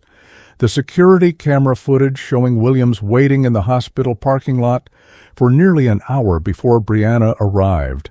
The shotgun recovered near his abandoned truck with his fingerprints and DNA on the trigger, grip, and pump action. the matching shell casings found at the crime scene and in his vehicle, and the cell phone data placing him at key locations consistent with the timeline of the murder. She also previewed the testimony of eyewitnesses who had seen the shooting and could identify Williams as the perpetrator, as well as expert witnesses who would explain the authenticity of the digital evidence and the forensic findings linking Williams to the crime. Throughout this detailed presentation of evidence, Wilson repeatedly returned to the theme of premeditation, emphasizing that Williams's actions were not the result of a sudden emotional outburst, but of calculated planning driven by a distorted sense of entitlement and revenge. This was not a crime of passion, she told the jury, her voice firm. This was not a momentary lapse of judgment. This was the execution of a plan that Mr. Williams had conceived, developed, and documented over a period of weeks, culminating in the brutal murder of a woman whose life was dedicated to helping others, as a nurse, as a mother, and, ironically, as someone who had tried to help the very man who would ultimately take her life. As Wilson concluded her opening statement, she shifted from the facts of the case to its human impact, briefly introducing Breonna Taylor not just as a victim, but as a person whose life had value and meaning beyond her relationship with the defendant. Breonna Taylor was more than the woman you will see in crime scene photos, Wilson said, her voice softening slightly. She was a dedicated healthcare worker who saved lives daily. She was a loving mother to 6-year-old Zara, who now faces growing up without her guidance and love. She was a daughter, a sister, a friend, and a colleague whose loss has created a void that cannot be filled. The evidence will show that Dion Williams knew exactly what he was taking from this world when he pulled the trigger that morning, and that he did so because Breonna had dared to assert her independence and to seek legal protection for her daughter's relationship with him, a step he perceived as a challenge to his control rather than an attempt at creating stability. With this human context established, Wilson returned to the prosecution table, thanking the jury for their attention and expressing confidence that after hearing all the evidence, they would find Dion Williams guilty of first-degree premeditated murder. As she took her seat, the courtroom remained absolutely silent, the impact of her detailed and measured presentation evident in the solemn expressions of the jurors and spectators alike. Judge Simmons allowed this moment to linger briefly before turning to the defense table. "Mr. Reynolds," she said, "you may present your opening statement if you're prepared to do so at this time." Defense attorney Marcus Reynolds approached the podium with a demeanor noticeably different from Wilson's confident stride. Where the prosecutor had projected certainty and moral clarity, Reynolds seemed to carry the weight of his challenging task visibly in his slightly hunched shoulders and cautious movements. Yet when he began to speak, his voice was clear and resolute, immediately acknowledging the difficult position from which he was starting. "Ladies and gentlemen of the jury," he began, "Ms. Wilson has just presented you with a narrative that seems comprehensive and compelling. She has outlined evidence that, on its surface, appears overwhelming. I will not insult your intelligence by suggesting that this case is simple or that the evidence you will see is easily dismissed." This candid acknowledgment of the prosecution's strong case represented Reynolds' strategic decision to establish credibility with the jury, rather than attempting to deny what would soon become obvious through evidence presentation. "However," he continued, "my role, and your role, in this proceeding is not simply to accept the prosecution's interpretation of the evidence, but to examine it critically and in context. Ms. Wilson has shown you the what of this case.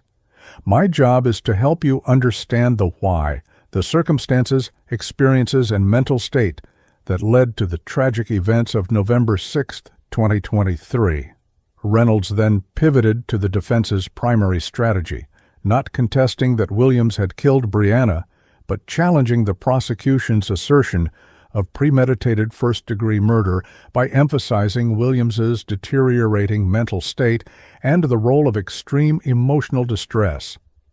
The videos that Ms. Wilson referenced will indeed show a man talking about his frustrations, his anger, and his sense of injustice, Reynolds acknowledged.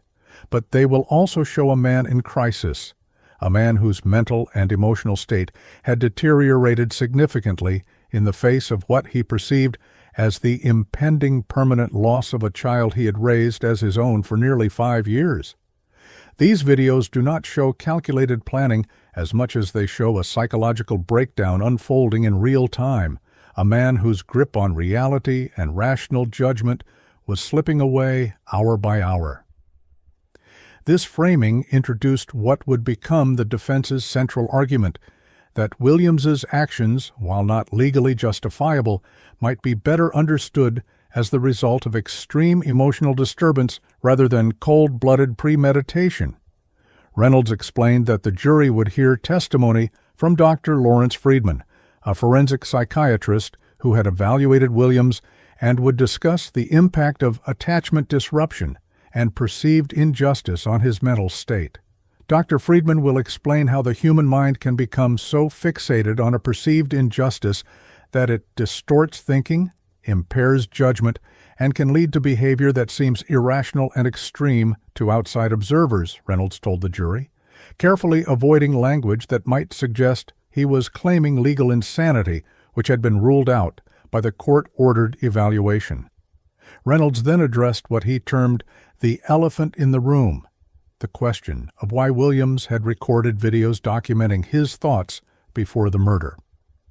You might reasonably ask, as I did when I first saw these videos, why someone planning to commit a crime would create such damning evidence against himself, he said. The answer lies not in calculating premeditation, but in the opposite, in a mind so consumed by emotional distress that normal considerations of consequence and self-preservation had been overwhelmed. These videos were not the documentation of a plan, but a cry for attention, an attempt to be heard and understood by a world that Mr. Williams believed had dismissed and devalued him, particularly in his role as a father figure to a child with whom he had no biological connection. This characterization of the videos as expressions of emotional disturbance rather than evidence of premeditation represented the defense's attempt to reframe the prosecution's strongest evidence in a way that might support a conviction on a lesser charge, such as second-degree murder or manslaughter. Reynolds acknowledged that this perspective did not excuse Williams's actions, but suggested it might provide crucial context for understanding and the degree of his culpability. As you consider the evidence in this case, he told the jury, I ask you to look beyond the surface narrative of a man who simply wanted revenge, and instead consider the complex psychological realities of a human being who, faced with what he perceived as the unjust loss of a parental relationship, experienced a profound break from rational thought and behavior. Reynolds concluded his opening statement by reminding the jury of their duty to consider all elements of the charges against Williams, including the specific mental state required for first-degree murder. The prosecution must prove beyond a reasonable doubt not just that Mr. Williams caused Breonna Taylor's death, but that he did so with premeditation and deliberation, with a cool mind that contemplated the nature and consequences of his actions. The evidence you will see, when viewed in its full context, will raise significant questions about whether this standard has been met. I am not asking you to excuse what happened to Breonna Taylor, whose death is a tragedy that cannot be undone. I am asking you to carefully consider whether the evidence supports the specific charges brought by the prosecution, or whether it points to a different understanding of Mr. Williams's actions and culpability. With this framing of their case established, Reynolds returned to the defense table, where Williams sat, still showing little visible reaction to either opening statement. Judge Simmons called for a brief recess before the presentation of evidence would begin, allowing the jury to process the contrasting narratives they had just heard. As court officers led the jury from the courtroom, observers noted the challenging task before them, weighing the prosecution's compelling evidence of premeditation against the defense's nuanced argument about Williams's mental state at the time of the killing. The trial that would unfold over the coming days would not only determine one man's fate, but also explore broader questions about the intersection of mental health, family court dynamics, and the digital documentation of thoughts that cross the line from expression to evidence of deadly intent. When court reconvened after the morning recess, prosecutor Ebony Wilson called her first witness. Detroit Police Detective Marcus Johnson, the lead investigator on the case. Detective Johnson, a 15-year veteran of the Homicide Division with more than 200 cases under his belt, cut an impressive figure as he took the stand in his precisely pressed dark suit. Speaking in a deep, measured voice that commanded attention, Johnson began by outlining the initial response to the shooting at Detroit Medical Center and the rapid identification of Deon Williams as the suspect based on security footage and witness statements. Wilson methodically guided Johnson through the discovery and preservation of the self-recorded videos that had become central to the case, establishing the chain of custody and the steps taken to verify their authenticity before introducing the most damning of these recordings as evidence. The courtroom fell silent as the first video played on monitors visible to the judge, jury, and spectators. The footage showed Williams sitting in his truck in the pre-dawn darkness, streetlights creating harsh shadows across his face as he spoke directly to the camera. "She thinks she can keep me from Zara by hiding behind some judge who doesn't even know me," Williams said, his voice rising with emotion. "By this time tomorrow, she'll understand what it feels like to lose something precious, to have someone take away what matters most without caring how it hurts you." Several jurors visibly reacted to this statement, with one woman briefly closing her eyes as if processing the implications of Williams's words in light of what they knew had followed. Williams himself stared at the monitor with an expression that Detective Johnson later described as almost studying his own performance, showing no obvious remorse or distress at seeing his recorded threats. After playing 3 of the most significant videos, Wilson asked Johnson to explain how investigators had verified the timestamps and locations shown in the recordings. "Our digital forensics team extracted metadata from the original video files," Johnson explained, which confirmed that they were recorded between 1:14 a.m. and 4:37 a.m. on November 6, 2023, the morning of the murder. We also identified landmarks visible in the background of the videos and matched them with cell tower data from the defendant's phone, which placed him at those exact locations at the times indicated in the metadata. This technical testimony established not only the authenticity of the videos, but also their temporal proximity to the murder, strengthening the prosecution's argument about premeditation. Wilson then guided Johnson through the physical evidence recovered during the investigation, displaying photographs of the crime scene, the abandoned truck, and the recovered shotgun on the courtroom monitors. Johnson testified about the shell casings found at the scene that matched those in Williams's truck, the fingerprint and DNA evidence linking Williams to the murder weapon, and the timeline constructed from security footage, cell phone data, and witness statements. Throughout this detailed testimony, Johnson maintained a professional demeanor, speaking directly to the jury in clear, jargon-free language that made the technical aspects of the investigation accessible to laypeople. His testimony, lasting nearly 3 hours, provided a comprehensive overview of the case against Williams while establishing Johnson himself as a credible, methodical investigator who had followed proper procedures at every stage. During cross-examination, defense attorney Marcus Reynolds focused on Williams's behavior after the murder, particularly his statements during interrogation about not having gone to the hospital planning to hurt Brianna. Reynolds asked Johnson whether it was possible that Williams had brought the shotgun for purposes other than murder, such as intimidation, or as a response to feeling threatened. Johnson acknowledged that he could not know Williams's subjective intentions with certainty, but pointed out that the videos recorded before the murder contained statements clearly indicating an intent to cause harm. Reynolds also questioned Johnson about Williams's demeanor during interrogation, attempting to elicit testimony supporting the defense's contention that Williams had been in a state of extreme emotional disturbance. Johnson conceded that Williams had been emotionally volatile during questioning, but maintained that this did not necessarily indicate his state of mind at the time of the murder. Following Detective Johnson's testimony, the prosecution called Keisha Daniels, the nursing assistant who had first discovered Williams's self-recorded videos on social media, and alerted police. Daniels, visibly nervous but composed, testified about her friendship with Breonna Taylor and her horrified reaction upon seeing Williams' videos shortly after learning of the shooting. "I couldn't believe what I was hearing," she told the court, her voice occasionally breaking with emotion. "He was basically saying he was going to hurt her because of custody issues with Zara, and by that point, he had already done it."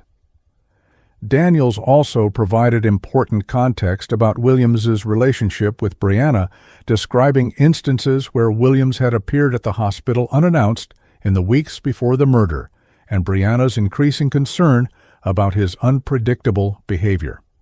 The prosecution's case strengthened further with the testimony of Dr. Elaine Carpenter, the digital forensics expert, who had analyzed the videos and Williams' online activity.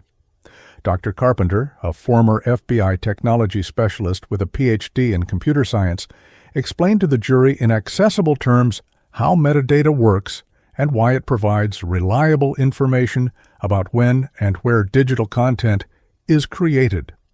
She confirmed that the videos had been recorded in the sequence presented by the prosecution and had not been altered or edited before being posted online. Dr. Carpenter also testified about Williams's internet search history in the weeks before the murder, which included queries about gun laws, self-defense claims, and what happens to children when single mothers die. Searches that supported the prosecution's argument about premeditation and undermined the defense's claim of a sudden emotional breakdown. Perhaps the most technically significant testimony came from Michigan State Police firearms expert Thomas Riley, who connected the shotgun recovered near Williams' abandoned truck to the murder beyond any reasonable doubt. Riley explained how the distinctive markings on shell casings found at the crime scene matched test firings from the recovered weapon, establishing it as the murder weapon with scientific certainty. He also detailed how the pattern of fingerprints found on the shotgun, on the trigger, pump action, and loading mechanism indicated that Williams had not merely handled the weapon, but had operated it in a manner consistent with firing the 3 shots that killed Brianna. This forensic evidence, presented with clear visual aids and straightforward explanations, appeared to make a strong impression on the jury, with several members taking detailed notes during Riley's testimony. The prosecution's parade of expert witnesses continued with Dr. Meera Patel, the medical examiner who had performed Brianna's autopsy. Dr. Patel, speaking in the precise clinical language of her profession, detailed the nature of Brianna's injuries, explaining that she had been struck by multiple shotgun pellets in the torso, neck, and face, with the first shot likely rendering her unconscious almost immediately. While necessary for establishing the cause and manner of death, this testimony was visibly difficult for Brianna's family members seated in the courtroom with her mother Patricia, leaving briefly during the most graphic descriptions.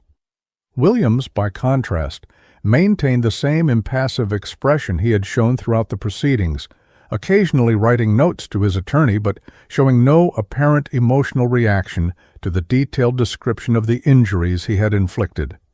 Following the medical and forensic experts, the prosecution called witnesses who had been present during the shooting, beginning with Samuel Warren, a hospital security guard who had been monitoring the parking lot that morning.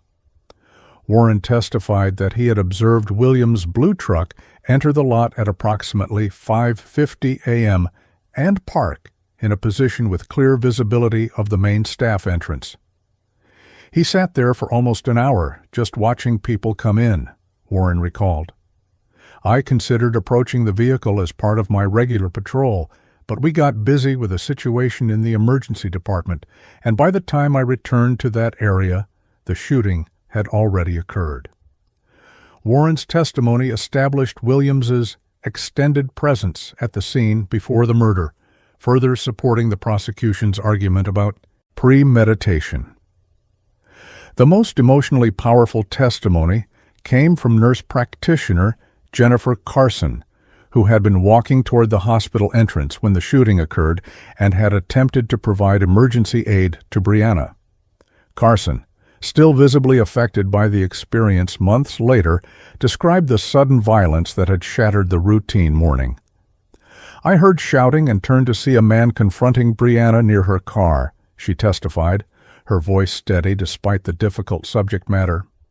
Before I could even process what was happening, he raised a shotgun and fired. The first shot hit her in the torso and she fell backward. Then he fired twice more as she lay on the ground. Carson identified Williams in court as the shooter, her testimony leaving no doubt about his direct responsibility for Brianna's death. In the midst of these factual and expert witnesses, the prosecution took a strategic pause in the presentation of evidence to call Patricia Taylor, Brianna's mother, to the stand. This timing allowed the jury to connect with the human impact of the crime before returning to technical evidence. Patricia, a dignified woman in her early 50s, spoke softly but clearly as she shared memories of her daughter and described the devastating effect of her murder on the family, particularly 6-year-old Zara. She asks for her mommy every night, Patricia testified, her composure briefly faltering. How do you explain to a child that the man she knew as a father figure chose to take her mother away forever? This testimony, while brief, provided crucial emotional context for the jury, humanizing Brianna beyond crime scene photos and autopsy reports. Following Patricia's testimony, the prosecution returned to building its case about Williams's mental state and premeditation by calling Dr. Elizabeth Chen, the forensic psychiatrist who had conducted the court-ordered evaluation of Williams. Dr. Chen testified that while Williams displayed narcissistic personality traits and poor impulse control, he did not meet the criteria for legal insanity or diminished capacity under Michigan law. The self-recorded videos demonstrate that Mr. Williams was aware of the wrongfulness of his contemplated actions, Dr. Chen explained. He references potential consequences several times and takes steps to prepare for the act, indicating rational thought processes inconsistent with claims of temporary insanity. This expert assessment directly challenged the defense's strategy of portraying Williams as a man in the grip of extreme emotional disturbance without rational control over his actions. The prosecution's case reached a powerful climax with the testimony of Dr. Vanessa Morrison, an expert in domestic violence and coercive control patterns. Dr. Morrison analyzed Williams's behavior in the months leading up to the murder, identifying classic escalation patterns often seen in cases that end in lethal violence. The defendant's actions followed a textbook progression, she testified. When Ms. Taylor ended the relationship and began asserting independence, we see increasing attempts to monitor her movements, unannounced appearances at her workplace, leveraging her child as a point of control, and finally explicit threats when these other tactics failed to achieve the desired compliance. Dr. Morrison further explained how Williams's self-recorded videos demonstrated what experts call aggrieved entitlement, a belief that he was justified in his anger and actions because he had been denied something he believed he deserved, regardless of legal or ethical considerations. As the prosecution neared the conclusion of its case, Wilson called one final expert, Dr. Samuel Klein, a specialist in attachment theory and child development, who had reviewed Williams's relationship with Zara. Dr. Klein acknowledged that Williams had formed a genuine attachment to Zara during the years he had lived with her and Brianna, and that disruption to such attachments can cause significant emotional distress. However, he emphasized that such distress, while real, does not typically manifest in violence without other contributing factors such as entitlement beliefs, poor impulse control, and a history of using intimidation or control in relationships. Many people experience the pain of interrupted relationships with children they've helped raise, Dr. Klein testified. The vast majority find constructive, legal ways to address these situations, often through mediation, family therapy, or the court system, despite its imperfections. This balanced testimony, acknowledging Williams's genuine attachment to Zara while rejecting it as an explanation for violence, effectively undercut the defense's narrative while demonstrating the prosecution's willingness to present a nuanced view of the case. Wilson concluded Dr. Klein's direct examination by asking whether, based on his review of the evidence, Williams' behavior appeared consistent with someone primarily concerned with a child's well-being.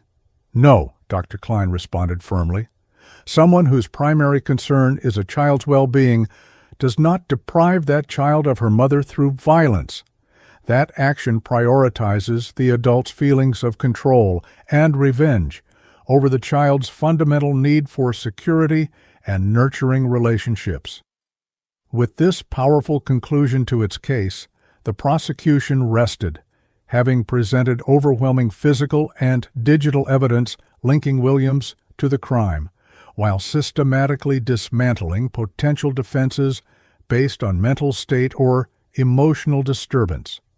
As Judge Simmons announced the court would recess for the day before the defense began its case, legal observers noted the difficult position facing attorney Marcus Reynolds. The prosecution had not only established Williams's guilt beyond reasonable doubt, but had also presented a compelling narrative about his motivations and mental state that directly contradicted the defense's central argument.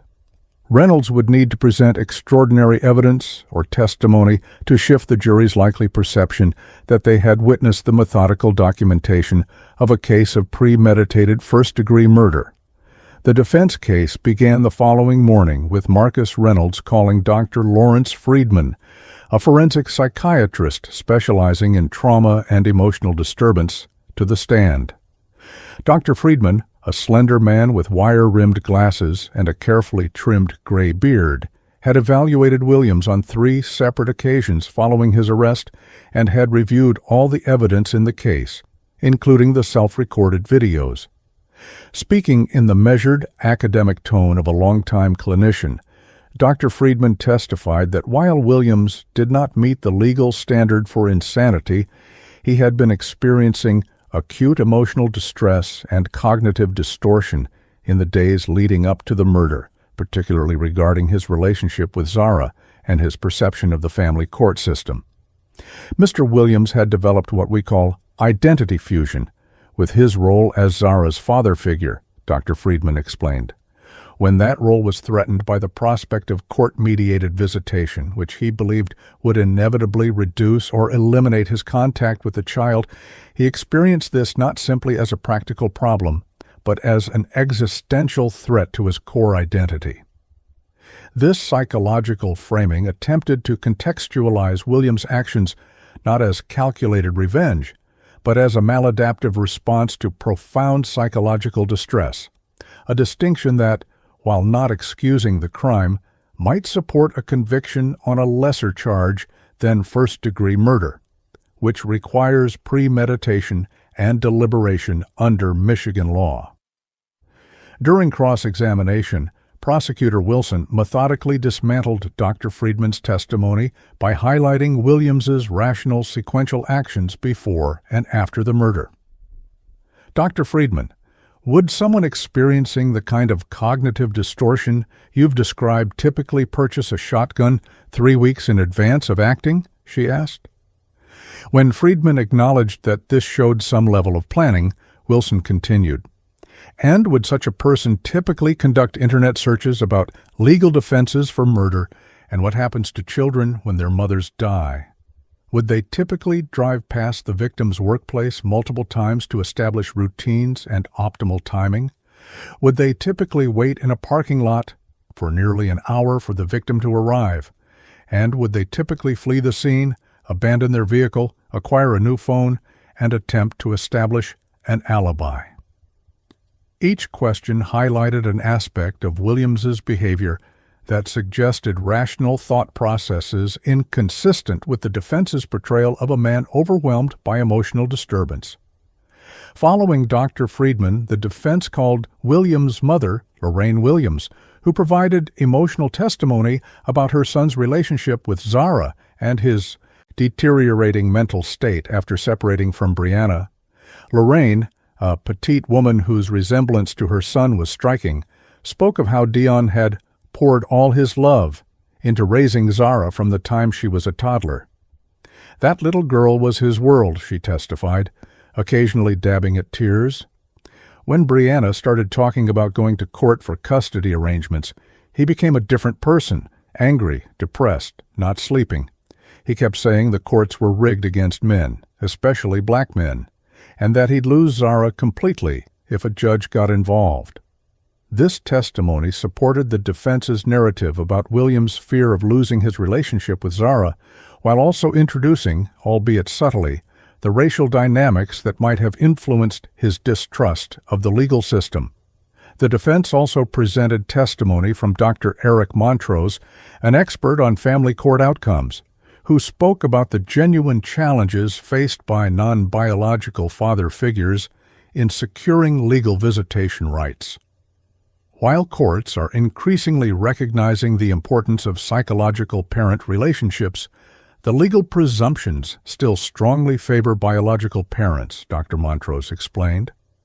Without financial resources for effective legal representation, Mr. Williams faced significant obstacles in establishing formal visitation rights, particularly as someone with a history of intermittent employment and prior minor legal issues.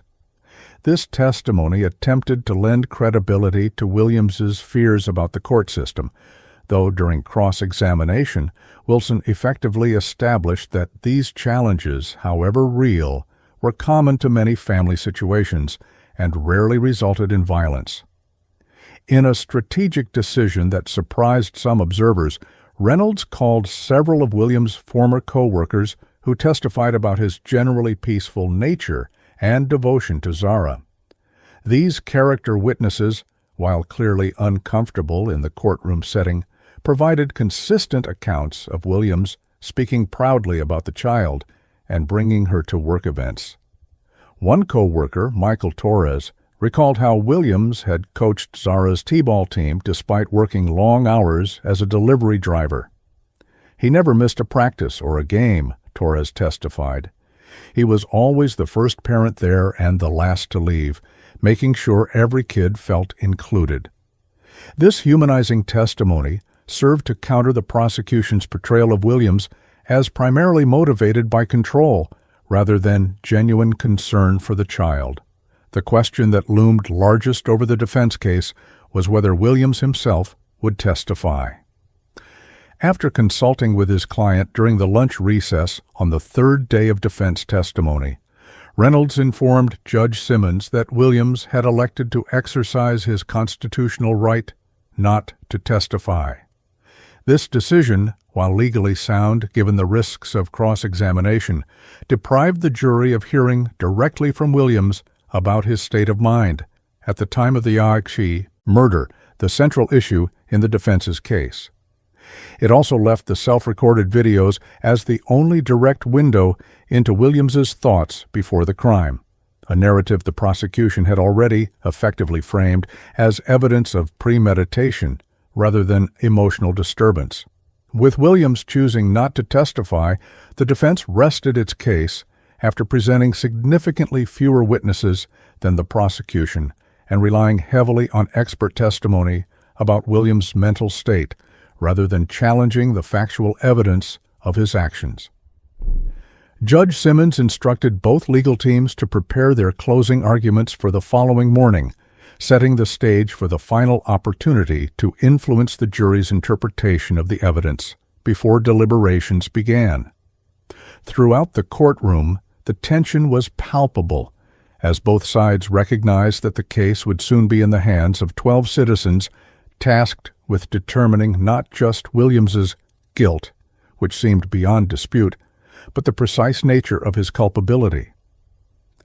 The closing arguments began with Prosecutor Wilson again taking a measured, methodical approach that contrasted with the emotional nature of the case.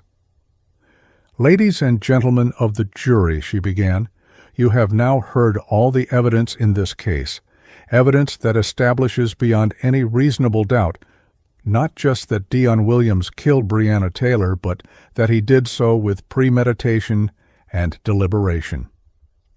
Wilson then systematically reviewed the timeline of events leading to the murder, emphasizing the multiple decision points where Williams could have changed course, but instead continued toward his deadly goal.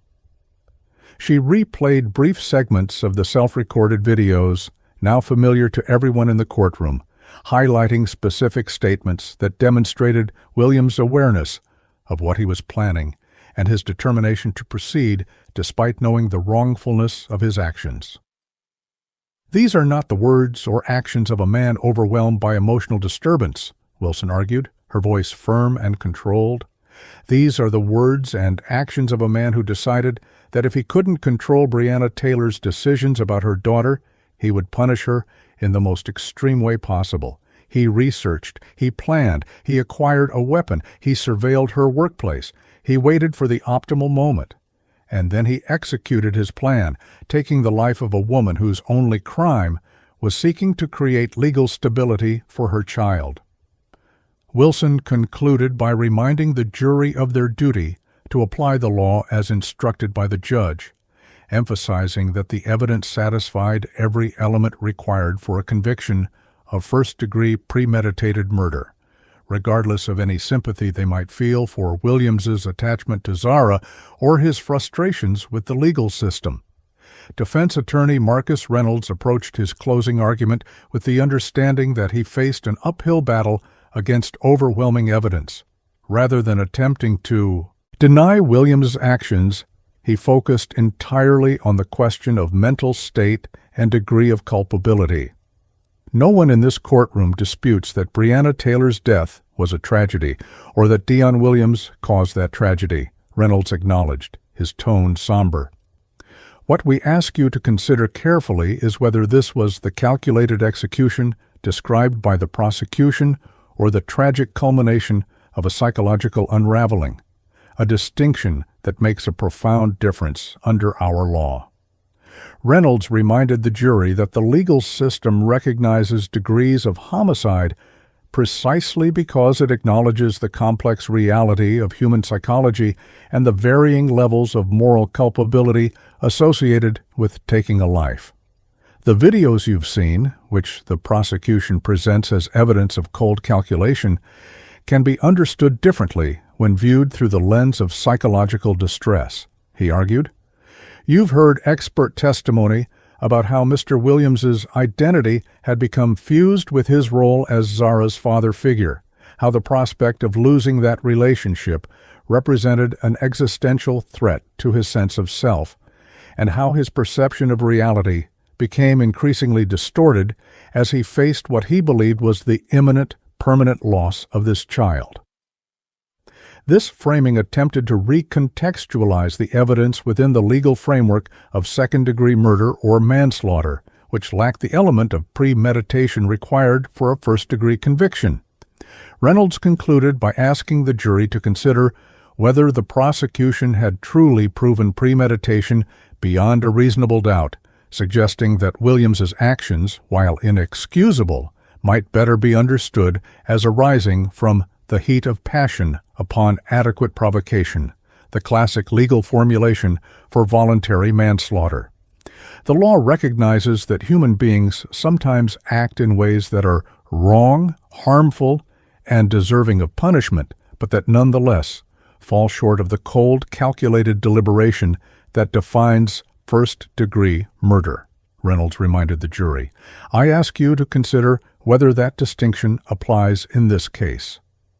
Following the closing arguments, Judge Simmons provided detailed instructions to the jury regarding the legal definitions of first-degree murder, second-degree murder, and voluntary manslaughter, as well as the specific elements that must be proven beyond a reasonable doubt for each charge. She explained the concept of premeditation and deliberation in precise legal terms, noting that no specific amount of time is required for premeditation to occur. The critical factor is that the defendant had sufficient time to take a second look at their intended action.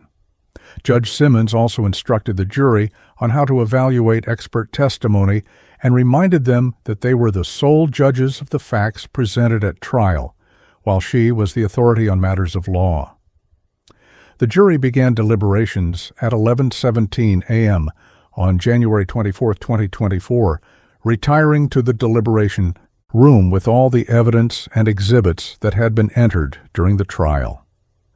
Outside the courthouse, media crews maintained their vigil, reporting live updates that contained little substance beyond the fact that deliberations were ongoing. Inside the courtroom, the parties to the case waited in a state of suspended animation. Williams returned to a holding cell adjacent to the courtroom. The attorneys reviewed notes and discussed potential outcomes in hushed tones, and Brianna's family gathered in a private conference room provided by the Victim Services Division, supported by advocates who had been with them throughout the trial. The relative brevity of jury deliberations suggested the strength of the prosecution's case. At 3:42 p.m., less than 5 hours after beginning their discussions, the jury notified the court that they had reached a verdict. As word spread through the courthouse, spectators and media representatives rushed to secure seats in the courtroom, creating a palpable atmosphere of tension and anticipation. Judge Simmons directed court officers to bring in the jury and return Williams to the courtroom, reminding all present that regardless of the verdict, decorum would be maintained. Williams appeared outwardly calm as he took his seat at the defense table, though observers noted that he repeatedly flexed and unflexed his hands, perhaps the only visible sign of the stress he was experiencing. Brianna's family entered quietly, her mother Patricia supported by Brianna's sister Michelle, both women's faces reflecting the emotional toll of the proceedings. As the jury filed in, their expressions were solemn and focused, offering no hint of the decision they had reached. The court clerk asked the jury foreperson, a middle-aged black woman who worked as an elementary school principal, whether they had reached a verdict, to which she responded firmly, "We have, Your Honor." The courtroom fell silent as Judge Simmons instructed the clerk to read the verdict. "We, the jury, find the defendant, Deon Williams, guilty of first-degree premeditated murder." The words hung in the air for a moment before reactions began to ripple through the courtroom. A muffled sob from Williams's mother, seated in the row behind the defense table. A barely audible "thank God" from Brianna's sister. A collective shift in posture among the spectators as the tension of waiting gave way to the reality of the decision. Williams himself showed little immediate reaction beyond closing his eyes briefly, his expression remaining largely impassive, as it had throughout much of the trial.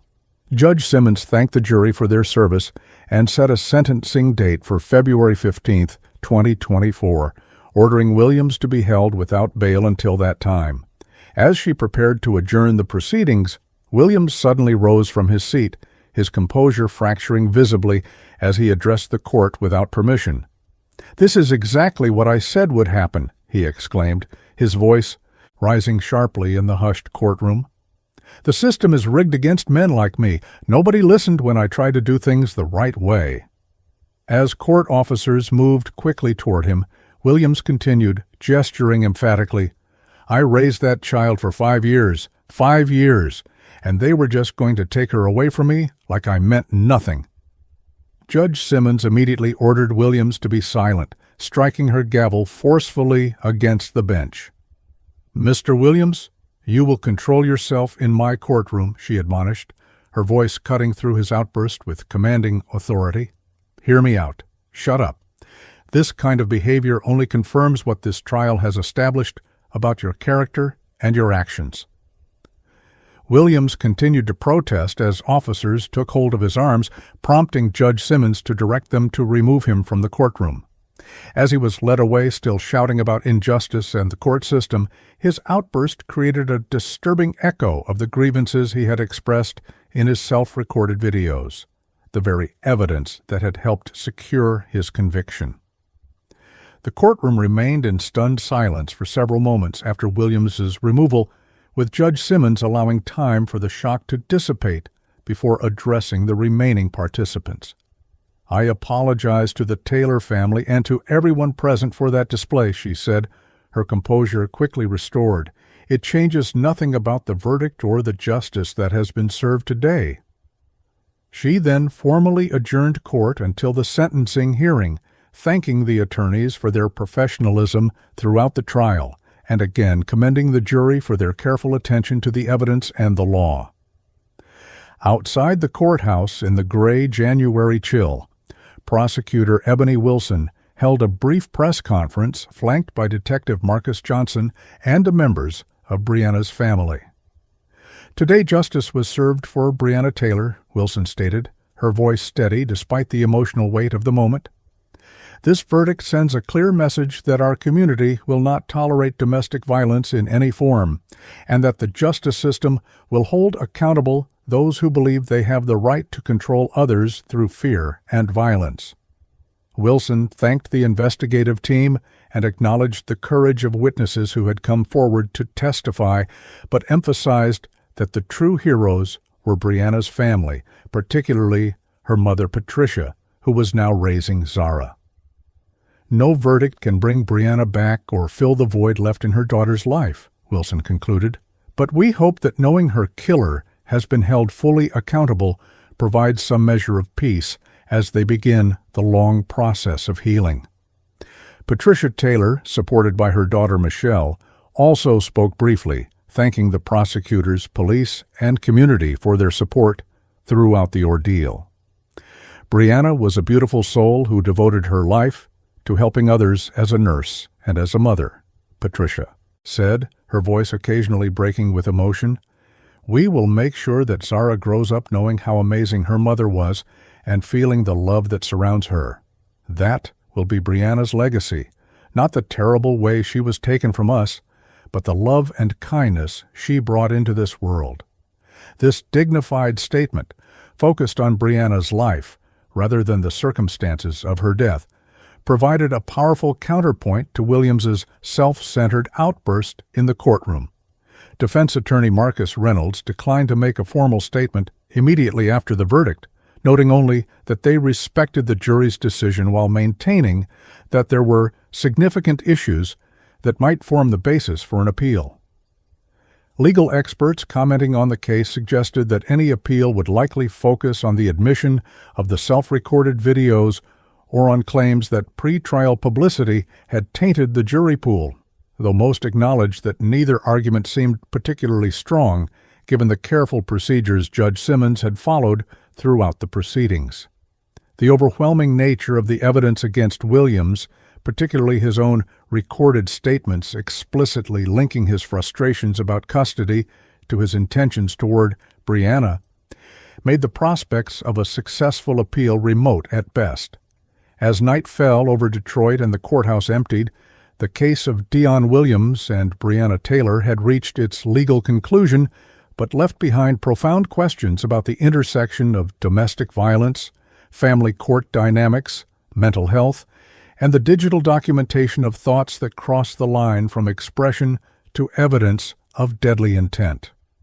Williams' conviction ensured that he would spend the rest of his life in prison, but for those touched by the case, From Brianna's family to the healthcare workers who had witnessed her death to the broader community affected by the violence, the impact would continue to reverberate long after the formal proceedings had concluded.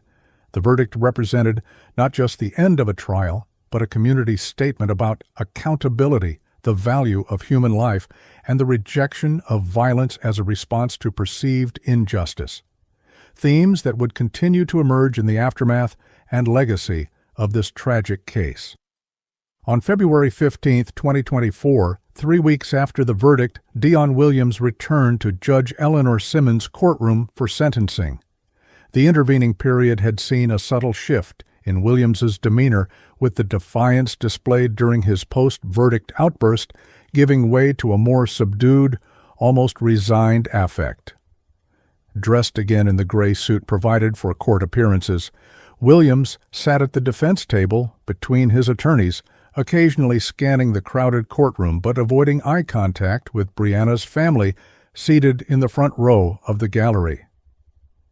Under Michigan law, a conviction for first-degree murder carries a mandatory sentence of life imprisonment without the possibility of parole, leaving Judge Simmons no discretion regarding the length or terms of Williams' incarceration.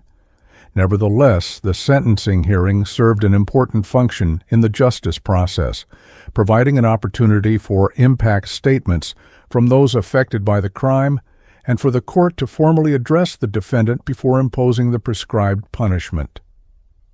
The hearing began with Prosecutor Ebony Wilson summarizing the case one final time, emphasizing not just the facts that had led to Williams's conviction, but the broader context of domestic violence and controlling behavior that had culminated in Brianna's murder. This case represents the ultimate form of control, the taking of a life when other methods of control have failed, Wilson told the court. It stands as a stark reminder of how dangerous the period following separation can be for victims of domestic violence and how seriously we must take warning signs of escalating behavior. Wilson also addressed the custody issues that had featured prominently in the case, noting that while many parents face frustrating challenges in family court, the appropriate response is never violence, and Mr. Williams's actions have not only taken Brianna's life, but have irrevocably damaged his relationship with the child he claimed to care about so deeply. Following the prosecutor's remarks, Judge Simmons invited impact statements from Brianna's family, beginning with her mother, Patricia Taylor. Rising slowly from her seat, Patricia approached the podium, positioned to allow her to address both the court and Williams directly. In the 3 months since her daughter's murder, Patricia's hair had developed streaks of gray that hadn't been visible before, and the lines around her eyes had deepened, physical manifestations of the grief she carried. Yet her posture remained upright and her voice steady as she unfolded a handwritten statement. "I come before this court not just as Brianna's mother, but as Zara's grandmother and current guardian," she began. "I want to speak about what we've lost and what we continue to lose every day because of Dion Williams's actions." Patricia described Brianna as a daughter who had overcome significant obstacles to build a stable, meaningful life as a nurse and mother. She worked night shifts at a convenience store to put herself through nursing school, studying during her breaks, and coming home exhausted but determined, Patricia recalled. She never took the easy path or made excuses. When faced with challenges, she found solutions instead of assigning blame. This quiet dignity and determination, Patricia explained, made the manner of Brianna's death all the more tragic, killed by someone who had chosen violence when confronted with the consequences of his own choices. "My daughter tried to establish a reasonable arrangement that would have allowed Dion to maintain a relationship with Zara while providing the structure and stability that every child needs," Patricia said. For that simple act of responsible parenting, she paid with her life. The most devastating portion of Patricia's statement addressed the ongoing impact on Zara, now 7 years old, and struggling to understand the permanent absence of her mother and the role of someone she had known as a father figure in causing that absence. Zara wakes up crying for her mother several nights a week, Patricia shared, her composure briefly faltering. She asks questions no child should have to ask. Why did Dion hurt Mommy? Does he still love me? Will he try to hurt me too? Patricia described how Zara had begun therapy but continued to show signs of trauma, including regression in school performance, social withdrawal, and intense anxiety when separated from Patricia or other trusted adults. The sentence this court will impose today cannot restore what Zara has lost, the guidance and love of her mother through childhood, adolescence, and into adulthood. It cannot give her back the sense of security that every child deserves. Throughout Patricia's statement, Williams sat with his head slightly bowed, his expression obscured from many in the courtroom. When Patricia directly addressed him in the closing portion of her remarks, however, he raised his eyes to meet hers. "Dion, you claim to love my granddaughter, but love doesn't destroy a child's world," Patricia said, her voice gaining strength despite the emotion underlying her words. "Love doesn't take a mother from her child. Love doesn't put selfish desires above a child's needs. Whatever sentence this court imposes, I want you to know that the true punishment is this. Zara will grow up, graduate, marry, and perhaps have children of her own, and you will witness none of it. You have not only taken Brianna from us, you have taken yourself from the child you claim to care about." With this profound statement on the self-defeating nature of Williams's violence, Patricia returned to her seat, supported by her daughter Michelle, as the courtroom remained in respectful silence. Following Patricia's impact statement, Brianna's sister Michelle and two of her closest colleagues from Detroit Medical Center also addressed the court, each providing unique perspectives on the loss created by Williams's actions.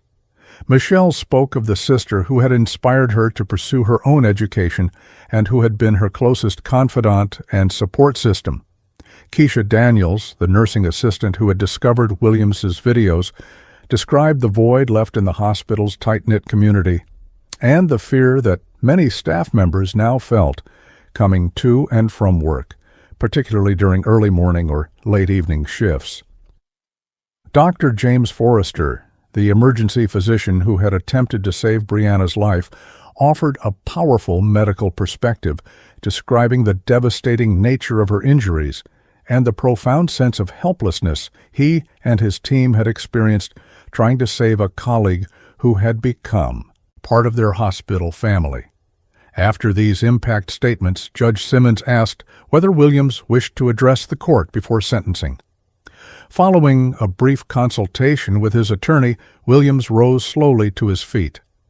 The courtroom atmosphere tensed perceptibly as he moved to the podium, with court officers subtly shifting their positions in case of another outburst similar to the one following the verdict. Williams, however, appeared subdued as he unfolded a single sheet of paper containing handwritten notes. "Your Honor," he began, his voice initially so quiet that Judge Simmons had to ask him to speak up. "I've had time to think about everything that's happened, everything that led to this moment." He paused, seeming to struggle with his prepared statement. "I loved Zara like she was my own daughter," Williams continued, his voice strengthening slightly. "When Brianna and I separated, I felt like I was losing everything that mattered to me. I felt like the system was set up for me to fail, for me to lose my relationship with the child I had raised for years." This opening, focusing on his own feelings rather than Brianna or her family, drew a barely audible sigh from someone in the gallery, but Williams continued, occasionally glancing at his notes. "I understand now that nothing justified what I did. Brianna didn't deserve what happened to her. Zara didn't deserve to lose her mother." These words, which might have carried weight had they been delivered with genuine remorse, were undermined by Williams's next statement. "I wish things could have been different. I wish Brianna had understood what she was doing to me and to Zara by trying to limit my time with her." This qualification, returning to his narrative of himself as a victim of Brianna's actions, rather than acknowledging full responsibility for his own, caused Judge Simmons to lean forward slightly, her expression sharpening as she evaluated whether Williams truly comprehended the gravity of his actions. Williams concluded with what appeared to be an attempt at an apology. "I'm sorry for the pain I've caused. I never meant for things to end this way." The statement, notable for its use of passive language that distanced himself from direct responsibility, fell far short of the unconditional remorse that might have provided some small measure of closure to Brianna's family. As Williams returned to his seat, the courtroom remained silent, the impact of his words hanging in the air, a final demonstration of the self-centered perspective that had led to his actions. Judge Simmons allowed a moment of reflection before beginning her sentencing statement, a thoughtful pause that seemed to acknowledge the inadequacy of words in the face of such profound loss. When she finally spoke, her voice carried the gravity of 20 years on the bench, but retained a human quality that connected with everyone present. "Mr. Williams," she began, "this court has listened carefully to the evidence presented during your trial, to the impact statements delivered today, and to your own words just now. What emerges is a portrait of a man who viewed relationships primarily through the lens of his own needs and desires, who interpreted independence in others as a threat to his control, and who ultimately chose violence when that control was challenged." Judge Simmons continued by addressing the central issue of Williams's relationship with Zara, acknowledging the genuine attachment he may have felt while firmly rejecting it as any form of mitigation for his actions. "You have repeatedly spoken about your love for Brianna's daughter and your desire to remain in her life," the judge observed. "Yet when presented with the opportunity to establish a legal framework for that relationship, one that would have provided stability and predictability for everyone involved, you perceived it as an attack rather than an opportunity. Rather than working within the system to maintain your relationship with this child, you chose an action that guaranteed its permanent severance, that deprived Zara of her mother, and that has caused trauma that may affect her for the rest of her life. No one who truly prioritizes a child's well-being could make such a choice." This clear-eyed assessment of the contradiction between Williams's professed love for Zara and his actions reflected the court's understanding of the complex dynamics underlying the case. Judge Simmons then broadened her focus to address the societal implications of the murder, noting that domestic violence homicides often follow patterns that, if recognized early enough, might be prevented. "This case," she stated, "demonstrates the critical importance of taking seriously threats and controlling behaviors in the context of separation, of providing adequate resources for family courts to address complex custody situations involving non-biological parent figures, and of creating pathways for men like Mr. Williams to address their frustrations and sense of injustice without resorting to violence." Before pronouncing the mandatory sentence, Judge Simmons directly addressed Williams's post-verdict outburst and his statement minutes earlier. "Your words today, like your reaction to the verdict, continue to reveal a fundamental inability to fully accept responsibility for your actions," she observed. "You speak of wishing things had been different, of how you never meant for things to end this way, as if Brianna's murder were something that simply happened rather than something you deliberately caused. Even in what appears to be an attempt at an apology, you return to your narrative of being wronged by Brianna's reasonable request for a formal custody arrangement. This perspective suggests that you still do not fully comprehend the gravity of your actions or the devastation they have caused." With these observations as context, Judge Simmons formally imposed the mandatory sentence, "Dion Williams, having been found guilty by a jury of your peers of first-degree premeditated murder, this court sentences you to life imprisonment without the possibility of parole, to be served at a facility determined by the Michigan Department of Corrections. The pronouncement, while expected given Michigan's sentencing guidelines for first-degree murder, nevertheless carried emotional weight as the formal closure of the legal proceedings. As court officers approached to take Williams into custody, Judge Simmons added a final observation. "Mr. Williams, you will have many years to reflect on the choices that brought you to this point. It is this court's hope that you will eventually develop the insight and genuine remorse that were not evident in your statement today." Williams was led from the courtroom without further incident, his expression unreadable, as he took a final glance back at his mother seated in the gallery. Within hours, he would be transported to the Charles Egeler Reception and Guidance Center in Jackson, Michigan, for processing into the state prison system and eventually transferred to a maximum security facility for the beginning of his life sentence. For Williams, this represented the end of freedom, but the beginning of decades of incarceration, time that would reveal whether Judge Simmons' hope for eventual insight would materialize or whether he would maintain his narrative of victimhood despite the overwhelming evidence of his guilt.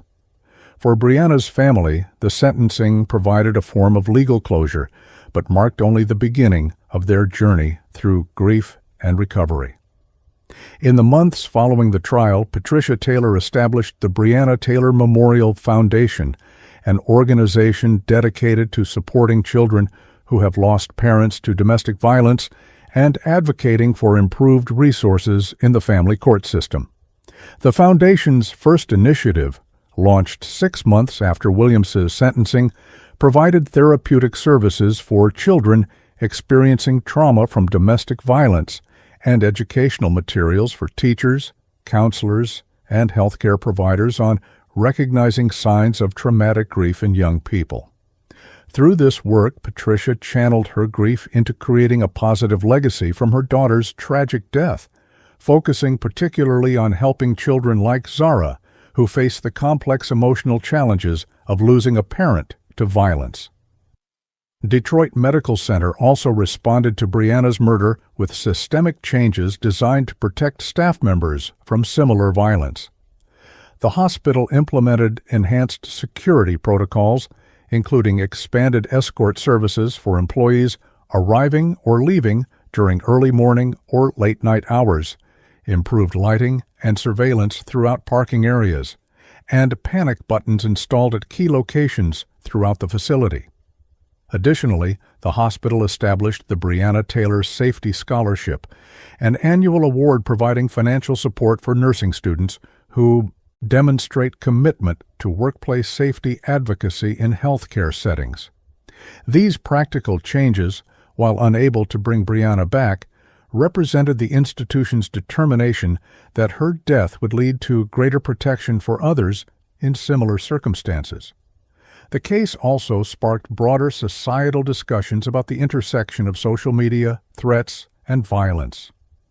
Digital safety experts pointed to Williams's self-recorded videos as examples of how social media can serve as both a warning system and evidence collection mechanism when individuals document threatening statements or behaviors online. Law enforcement agencies across Michigan implemented enhanced training for officers on identifying and preserving digital evidence in domestic violence cases, with Williams's videos used as case studies in how seemingly venting posts can actually represent documentation of intent and premeditation. Several domestic violence organizations developed educational campaigns encouraging people to take online threats seriously and report concerning content to appropriate authorities, potentially preventing future tragedies. Within the legal community, the Williams case influenced discussions about how family courts address the rights of non-biological parent figures and the resources available to help navigate these complex situations. While Michigan law, like that of many states, continues to prioritize the rights of biological parents, several counties implemented pilot programs offering free or low-cost mediation services specifically designed for cases involving non-biological parent figures seeking to maintain relationships with children after separation. These programs, while not changing the fundamental legal framework, provided practical pathways for addressing the legitimate emotional attachments that can form between children and adults who have played parental roles in their lives, potentially reducing the sense of desperation that contributed to Williams' violent response. For Detective Marcus Johnson, the Williams case represented both a professional success in terms of the conviction secured and a sobering reminder of the limitations of the criminal justice system. "We got justice in the legal sense," Johnson commented in an interview 6 months after the sentencing. "But true justice would have been preventing this murder in the first place. When I look back at the warning signs, the escalating control tactics, the appearance at her workplace, the explicit threats, I can't help but wonder if we as a society need better mechanisms for intervention before these situations turn deadly." This reflection led Johnson to develop a specialized training program for Detroit police officers focused on identifying and responding to high-risk domestic violence situations, particularly during the volatile period following separation when the risk of lethal violence increases dramatically. Prosecutor Ebony Wilson similarly found herself changed by her involvement in the case. While the conviction represented a professional victory, the process of immersing herself in the details of Brianna's life and death left a profound impact. "Prosecuting homicide cases always affects you," Wilson noted in a panel discussion on domestic violence at Wayne State University. But the Williams case was unique in how clearly it demonstrated the progression from control to lethal violence and how preventable this tragedy might have been with earlier intervention. Wilson became an advocate for legislation enhancing penalties for stalking and harassment in the context of former relationships, arguing that these behaviors often serve as precursors to more serious violence if not addressed effectively. Perhaps the most poignant legacy of the case emerged in the relationship between Patricia Taylor and her granddaughter Zara. With the support of therapists specializing in childhood trauma, Patricia created a memory box containing photographs, letters, and mementos that helped keep Brianna's presence alive in Zara's life. As Zara's questions about her mother's death evolved with her developing understanding, Patricia found age-appropriate ways to honor the truth while focusing on Brianna's life rather than the circumstances of her death. We talk about her mother's kindness, her dedication as a nurse, her beautiful singing voice that Zara has inherited, Patricia explained in a rare interview. We acknowledge that Dion did something terrible that can never be undone, but we don't allow that act to define Brianna's story or Zara's future. By the first anniversary of Brianna's death, Zara had shown signs of healing, returning to grade-level performance in school, forming new friendships, and beginning to speak about her mother without immediately becoming emotional. While the trauma remained present in nightmares that occasionally disrupted her sleep and anxiety that emerged during transitions or separations, the therapeutic support and stable environment provided by Patricia had created a foundation for resilience. Child psychologists working with Zara noted that her progress represented the best possible outcome in such tragic circumstances, attributing much of her recovery to Patricia's unwavering commitment to nurturing both Zara's connection to her mother's memory and her capacity to build a meaningful future despite her loss. As for Dion Williams, his first year in prison passed with little public information about his adjustment or state of mind. His mother, Lorraine, maintained contact through regular visits and reported that he was trying to make the best of his situation while participating in available educational programs. Whether Williams had begun to develop the insight Judge Simmons had hoped for remained unclear, though prison counselors noted that acceptance of responsibility typically emerges slowly, if at all, in cases involving such significant consequences. What was certain was that Williams would spend decades in confinement, watching from behind prison walls as Zara grew up without either of the parental figures she had known in her early years, an outcome that represented the ultimate self-defeating nature of his attempt to maintain control through violence. The case of Dion Williams and Breonna Taylor eventually became more than just another entry in Detroit's crime statistics or a notable trial in the city's legal history. It evolved into a reference point for discussions about domestic violence, the challenges of non-traditional family structures, and the critical importance of taking threats seriously, particularly when documented in the permanent and public forum of social media. While these broader impacts could never compensate for the loss of Breonna's life or heal the trauma inflicted on her family, they represented a form of meaning extracted from tragedy, a legacy that extended beyond one family's suffering to potentially protect others from similar violence. On the anniversary of Breonna's death, Patricia Taylor organized a candlelight vigil outside the Detroit Medical Center, attended by hospital staff, family members, and advocates from domestic violence organizations throughout the city. As dusk fell and hundreds of candles illuminated the gathering, Patricia addressed those assembled with words that captured both her personal loss and her determination to create meaning from tragedy. Breonna's light was extinguished far too soon, but if her story prevents even one more death, if it helps one more person recognize warning signs and seek help, if it creates better protection for children caught in these situations, then her light continues to shine through all of us. That is how we honor her memory, not just by remembering who she was, but by creating change in her name.